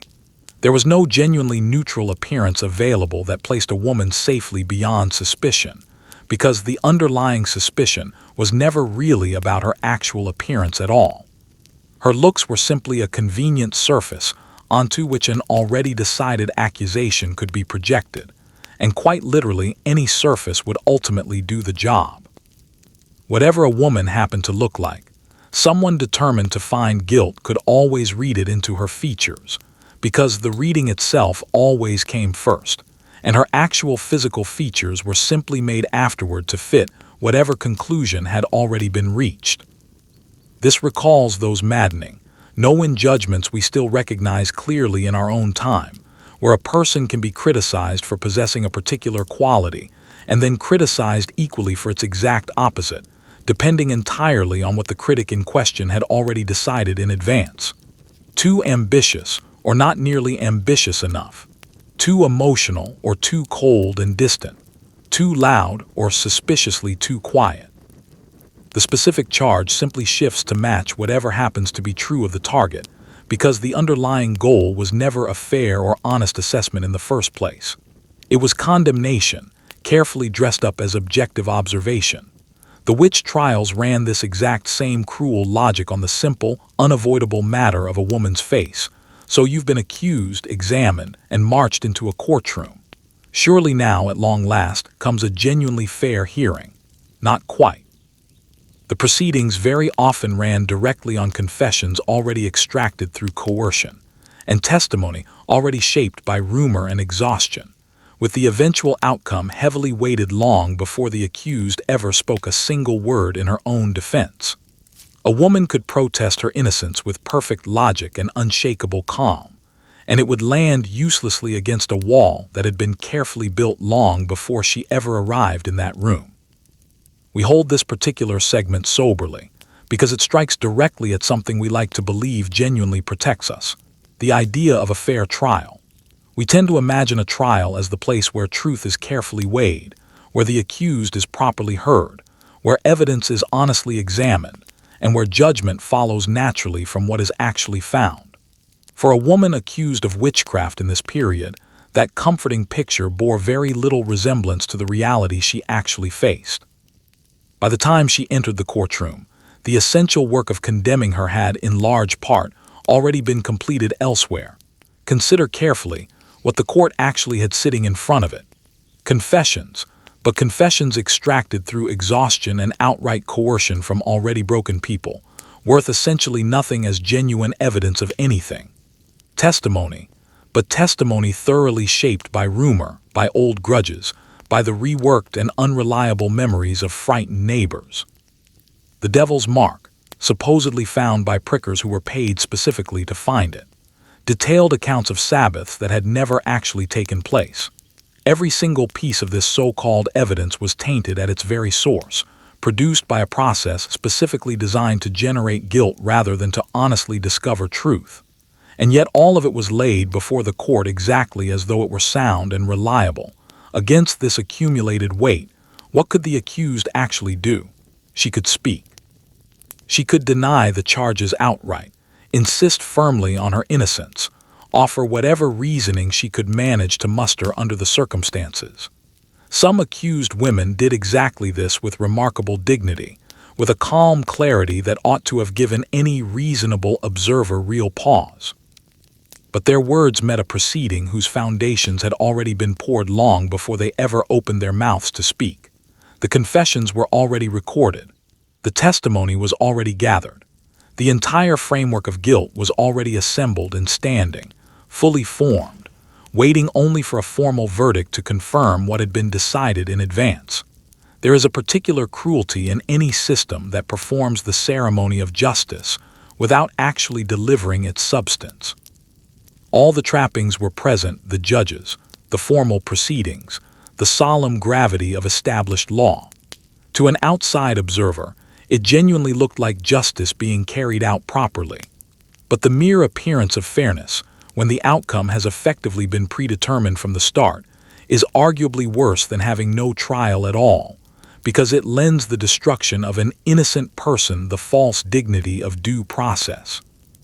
It allows everyone involved in the proceeding to walk away believing that something legitimate had actually taken place. For the accused herself, there must have been a particular anguish buried within all of this, to stand there and understand, perhaps quite clearly, that no argument she could offer would genuinely reach these people, that the trial itself was merely a form to be dutifully completed rather than any genuine weighing of her life and circumstances.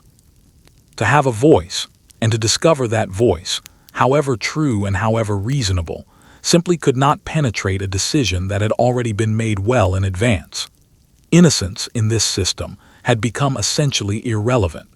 The question the court had actually gathered to answer was never whether she was truly guilty, but simply how best to formally record the guilt it had already assumed from the outset.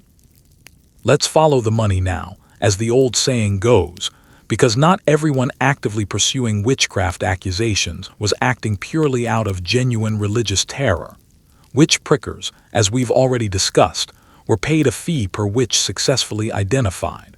Property could conveniently change hands following a conviction. Old debts could simply vanish along with the debtor. Personal rivals could be permanently removed from one's path. Inconvenient people could, in effect, be made to disappear entirely within the full bounds of the law. Beneath all the fear and the theology sat a quieter, considerably uglier engine of simple greed and calculated opportunity. We've spent a great deal of time discussing fear tonight, and fear was certainly real, genuinely powerful, and responsible for driving much of what happened throughout this period. But fear was never the whole story, and it's worth being entirely clear-eyed about the other, more self-interested motives threading quietly through the broader panic. Because alongside the genuinely terrified, there were always those who saw in the witch trials not merely a threat to be survived, but a genuine opportunity to be actively seized. Where there is widespread destruction, there is very often someone quietly positioned nearby to profit from it, and these trials proved no exception to that grim rule. Start again with the prickers, whom we've already met earlier tonight. Their entire livelihood depended directly on finding witches, and each successful identification meant a fresh payment. This was never a neutral public service. It was, quite simply, a business, and business was reliably good precisely when accusations continued to flourish. Every frightened community that hired a pricker was, in effect, hearing someone with a direct and ongoing financial stake in confirming their existing fears. The more witches a pricker managed to find, the more he personally earned, and the more his professional reputation grew within the surrounding region. His financial incentive pointed in exactly one direction throughout, and that direction was never toward mercy. Then consider the matter of property. A formal conviction could mean that a condemned woman's possessions, land, or household goods became newly available, changing hands in the aftermath of her execution. Suddenly, an accusation against a neighbor was not merely a matter of spiritual concern or community hygiene, but potentially a matter of real material gain for someone nearby. What exactly did that neighbor own, who stood to genuinely benefit if she were permanently removed from the picture?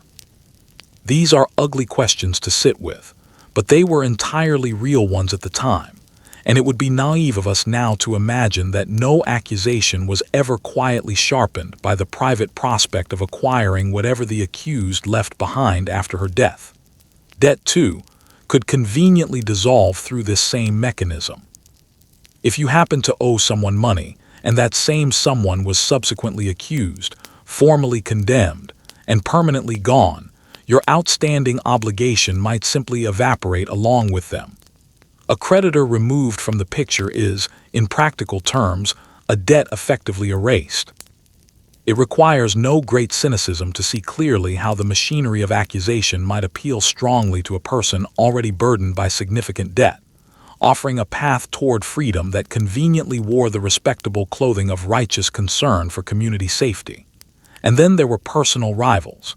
In any community, There exist ordinary frictions, quiet competitions, long-standing enmities, people who stand in someone else's way socially or economically. The witch trials offered a means, entirely legal and conveniently cloaked in genuine piety, to remove such inconvenient figures from one's life permanently. An accusation became, in effect, a weapon available to anyone willing to actually wield it, and it could be aimed quite deliberately at a business competitor, a personal enemy, or simply a person whose absence would meaningfully improve the accuser's own social or economic position. The solemn, holy language surrounding the entire hunt could effectively disguise even the most worldly and self-interested of underlying motives. So beneath all the theology and the genuine terror ran this quieter, steadier current of self-interest, and acknowledging that current honestly is essential to understanding the whole picture properly. Not every single accuser was a trembling true believer, genuinely convinced that her neighbor was secretly consorting with the devil. Some were prickers simply earning their standard fee. Some coveted a neighbor's property outright. Some sought a convenient escape from outstanding debts, or hoped to eliminate a long-standing personal rival once and for all. The broader panic created something like a marketplace of grim opportunity, and there were always people ready and willing to trade actively within it. In a small, tightly bound village, your personal reputation was genuinely everything, and it rested almost entirely outside of your own direct control. A rumor started in one kitchen that morning could travel across the entire parish by nightfall, growing sharper teeth with every single retelling along the way. By the time a whisper finally reached the local minister or the sitting magistrate, a minor personal eccentricity had often swollen dramatically into a full catalog of supposedly sinister deeds. Gossip in this world was never idle chatter. It was ammunition, and it was genuinely everywhere. To grasp the real power of gossip in this particular world, you have to understand clearly just how small and tightly enclosed these communities actually were, and how much depended on a person standing within them. There was no anonymity available anywhere, no larger crowd to disappear quietly into, no possibility of a fresh start in the next town over. Everyone knew everyone else's business, and everyone talked constantly about it. Your reputation, the ongoing story the community collectively told about you, was the very water you swam in every single day, and it shaped how you were treated in every transaction, every interaction, every genuine moment of need. And crucially, you yourself did not control that ongoing story. Others told it for you, whether you liked it or not. Now watch carefully how a single rumor typically moved through a place like this. It might begin as almost nothing at all, an offhand observation made in passing, a raised eyebrow, a small unkind remark shared quietly in someone's kitchen. But as it passed steadily from mouth to mouth across the village, it inevitably changed shape. Each new person retelling it added some fresh detail, sharpened an edge here or there, filled in an awkward gap with something considerably more interesting than the plain, boring truth. The dull became vivid. The innocent became suspicious. The merely odd became genuinely sinister. By the time a rumor had made its full rounds through the community, it often bore very little resemblance to whatever small thing had originally started it, and it had grown teeth it never actually possessed at the outset. We know this exact mechanism intimately even now, in our own very different time. We've all personally watched a piece of gossip mutate as it spreads outward, gathering exaggeration and distortion with every single retelling, until the final version in circulation is nearly unrecognizable compared to what actually happened. A mild passing comment becomes, somehow, a genuine insult. A small, honest mistake becomes a full-blown scandal. In a witch-hunting village, that same natural degradation of information proved genuinely lethal, because the eventual destination of the rumor was never merely social awkwardness. In this world, gossip could climb. A whisper that had begun quietly in someone's kitchen could rise steadily through repetition and growing apparent seriousness, until it eventually reached the ears of the local minister or the sitting magistrate. the people who actually held the power to act formally on what they heard. And by the time it finally arrived at those particular ears, it had usually been thoroughly transformed.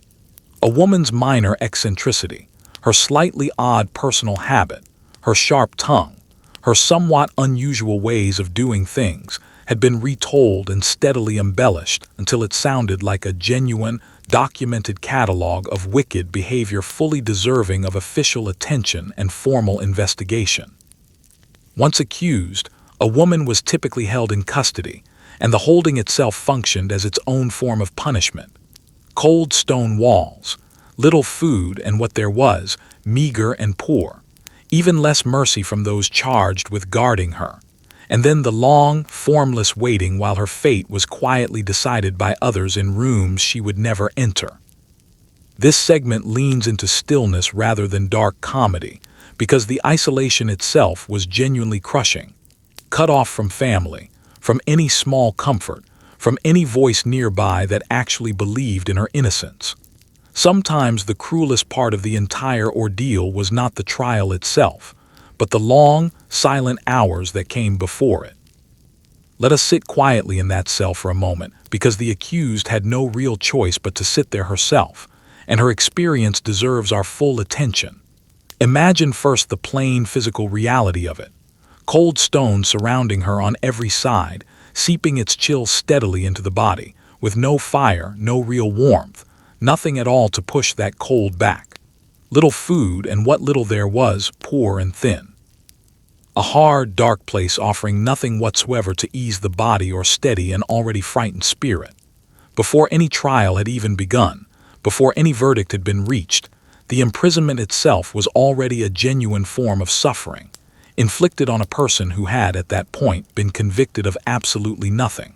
But the physical hardship, real and considerable as it was, may well not have been the very worst part of the ordeal. Consider the isolation involved. To be pulled away from your own home, from your family, from the entire familiar rhythm of your daily world, and shut away entirely alone. Cut off from the faces you loved most, from any hand that might have offered comfort, from anyone at all who genuinely believed in your innocence. In that cell, a woman was utterly alone with her fear, surrounded by a wider world that had already quietly decided she was guilty, with no one nearby to reassure her otherwise, to remind her gently that she remained a person deserving of basic care and dignity.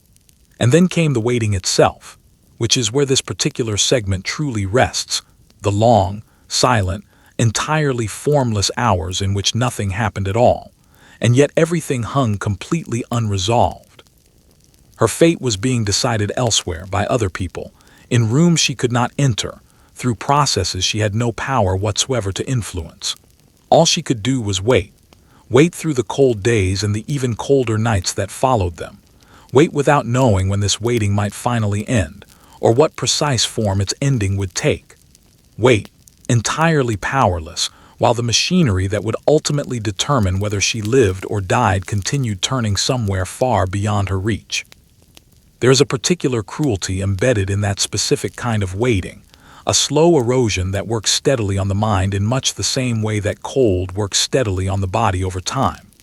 Uncertainty stretches ordinary time into something genuinely unbearable. Hope and dread alternate, each exhausting the other in turn. The imagination, left entirely alone in the dark, conjures every conceivable possibility, over and over. Anyone who has ever waited anxiously for difficult news, they had no power to hasten knows something small of this feeling. The way that waiting itself can slowly hollow a person out from the inside. The way that anticipating a difficult thing can sometimes become its own distinct kind of torment, occasionally heavier even than the thing itself once it finally arrives. For the accused woman in this position, this waiting was layered directly over a helplessness so complete that it becomes genuinely difficult for us to fully imagine today. She could not act. She could not argue her own case to anyone who actually mattered in the process. She could not reach the people who were, at that very moment, quietly deciding her future. She could only endure, hour after hour, day after day, held in the cold and the dark and the near total silence, while strangers somewhere else weighed the value of her entire life. We arrive now at the hardest part of tonight's history, and we approach it with the full gravity it genuinely demands. Those found guilty in Scotland were, in the great majority of cases, formally executed, typically by strangulation at the stake followed by the burning of the body, a method considered within the grim standards of the era at least somewhat less prolonged than burning alive, though scholars note practice varied by region and by individual case. We will not dwell further on the specific mechanics involved, because these were real human beings, not spectacles for our attention.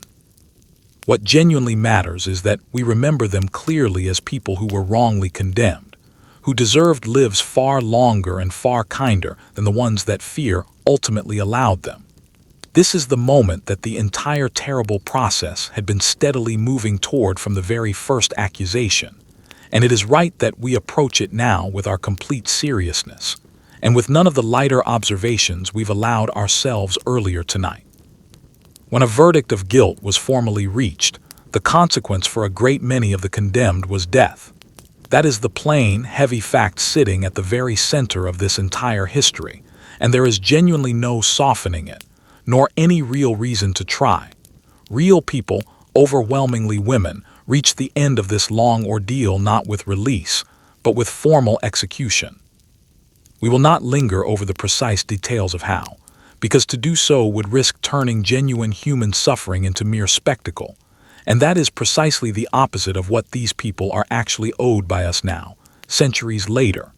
It is enough, and more than enough, to hold the plain reality of it clearly in mind. Their lives were taken from them deliberately, and with the full formal sanction of the law, for a crime that never actually existed in the first place. So let us think instead for a moment about who these women actually were, because they were never the villains that the accusations had painted them as. They were mothers who would never see their own children grow into adulthood. They were wives, sisters, daughters, neighbors. They were healers who had spent years easing other people's pain. They were widows who had simply grown old alone, exactly as so many people eventually do. They were poor women who had once asked, quite reasonably, for a little bread. Ordinary people whose only real offense in the end was to be genuinely vulnerable inside a deeply frightened world. Each one of them had an entire life behind her, a full lifetime of ordinary days, of relationships, of small private joys and sorrows entirely her own. All of it was ultimately ended by a lie. Think for a moment about everything that was taken from them beyond simply the remaining years themselves, the futures that would now never unfold, the grandchildren who would never be held, the quiet, ordinary old age that would never be reached. The simple continuation of a life, the thing that nearly every one of us hopes for and quietly takes almost entirely for granted, was denied to these women on the strength of nothing more than coerced confessions, paid accusers, deliberately rigged tests, and trials whose outcomes had been effectively decided in advance. Step back now and look at the entire picture together, because the resulting numbers are genuinely difficult to hold in mind all at once. Across roughly 2 full centuries, several thousand people in Scotland were formally accused of witchcraft, and a great many of them were ultimately executed. The overwhelming majority of them, by a wide margin, were women. This was never simply a handful of isolated, tragic mistakes scattered across the historical record. It was a sustained, genuinely widespread machinery of persecution that ran continuously across multiple generations, and its many victims are only now, in relatively recent decades, being properly counted, researched, and mourned by historians and campaigners alike. Until this point tonight, we have moved through this history largely one individual life at a time. One accused woman, one resentful neighbor, one cold cell, one predetermined trial. And that has been the right approach, because each of these was a single, whole human being whose individual suffering genuinely deserves this kind of careful, individual attention. But there is another perspective we must also take, harder in its own particular way, and that is the view from above, the sheer scale of the whole phenomenon considered together. Consider the time frame involved first. This was never a brief episode, a single dark season that flared briefly and then quietly faded away. It stretched across roughly 2 full centuries, generation after generation living continuously under its shadow. Children were born directly into a world where witch trials were simply a normal fact of life, grew old within that same world, and eventually died still living inside it, passing the same reality on to their own children in turn. The persecution was never a storm that simply passed through and moved on. It was closer to an enduring climate, a persistent structural feature of Scottish life across a genuinely immense stretch of historical time. And within that long span sit the numbers themselves, several thousand people formally accused, and a great many of those ultimately executed. These are not the figures belonging to a few isolated, tragic errors that might reasonably be dismissed as unfortunate exceptions within an otherwise harsher age. These are the figures belonging to something genuinely systematic, something vast in scale, a formal machinery that processed real human lives on an enormous scale, sustained across an equally enormous stretch of time. Each individual number within that total represented one whole person, which is precisely what makes the overall total so genuinely difficult to bear when we actually sit with it. We must not lose sight, even at this larger scale, of the clear pattern running throughout it. The overwhelming majority of the accused, across the entire 2-century span, were women. This was never a persecution that fell evenly across the general population. It was aimed disproportionately, and with grim consistency at women specifically, and especially at the poor, the elderly, the isolated, and the otherwise vulnerable among them. The scale of it, taken together with its clear pattern of targets, tells us something essential about what this phenomenon genuinely was. Not simply random collective misfortune, but a sustained and structured pattern that found its victims again and again among those least able to resist. For centuries, these women were remembered, if they were remembered at all, as villains in a story told entirely by the very people who had condemned them. Only in relatively recent times have historians, campaigners, and ordinary members of the public begun the slow work of reclaiming their names and restoring their basic humanity. This final segment is not really about fear at all. It is about memory and about making genuinely sure that those who were so thoroughly silenced are, at long last, properly heard. Think for a moment about the second injustice done to these women, the one that quietly followed the first.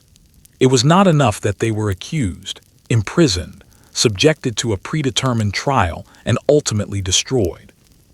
After all of that had already happened, they were also, for a very long stretch of time, remembered incorrectly, if they were remembered by history at all. The story that survived them was, almost entirely, the story their own accusers had told.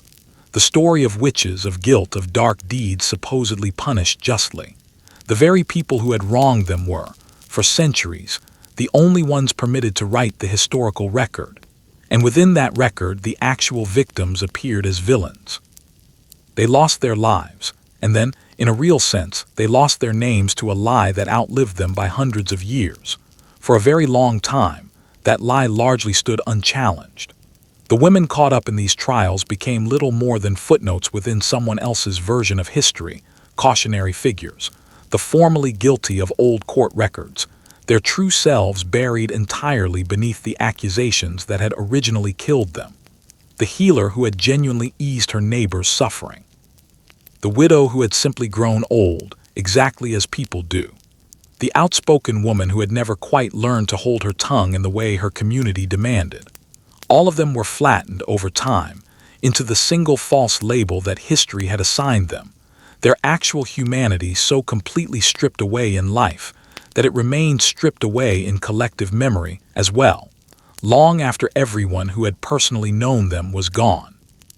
But something has genuinely been changing over recent decades, and it feels right to end tonight on that particular note. In relatively recent times, historians and researchers have begun looking back at this history with considerably clearer and more honest eyes. Scholars have gone carefully through the surviving old court records, not to confirm the original verdicts, but specifically to challenge and overturn them, working to recover the real, ordinary people who existed behind each formal accusation. Campaigners in Scotland have worked steadily to have the wrongly condemned formally and publicly recognized as the genuine victims they always were. In 2022, Scotland's Parliament formally issued an apology to those convicted under the 1563 Witchcraft Act, acknowledging the injustice directly. And campaigns have continued pushing for a fuller legal pardon and a permanent national memorial. Ordinary people, encountering these stories for the first time, have felt the weight of the underlying injustice and have refused, quite rightly, to simply let it rest unaddressed. Slowly, the false historical record is being corrected. This ongoing work amounts to a genuine kind of restoration, not of the lives themselves, because those, of course, can never truly be given back to anyone, but a restoration of truth and of basic dignity. To reclaim a person's name, centuries after the fact, is to insist clearly that the person who once bore it was real and was genuinely wronged. To restore humanity to someone who was reduced, in her own lifetime, to a monster, is effectively to say, across the full distance of centuries, we see you now as you truly were, and we know with real historical confidence that you were innocent. It is, in every honest sense, a very late justice, arriving far too late to help any of the individual people it directly concerns. And yet it still matters, because the alternative, simply allowing the original lie to stand forever unchallenged, would amount to letting the original persecutors win completely, even now, all these centuries later. And so this final segment of tonight's journey is not really about fear at all, even though fear has been our steady companion through this long, cold night together. It is about memory, and about the quiet choice we each make in how we choose to remember. We can allow these women to remain the villains of their original accuser's story. Or we can finally hear them at long last, as the genuinely innocent people they actually were, silenced completely in their own time, and speaking to us now only through our own willingness to listen carefully. So, as our long night together finally draws toward its close, let this be the note we choose to rest on.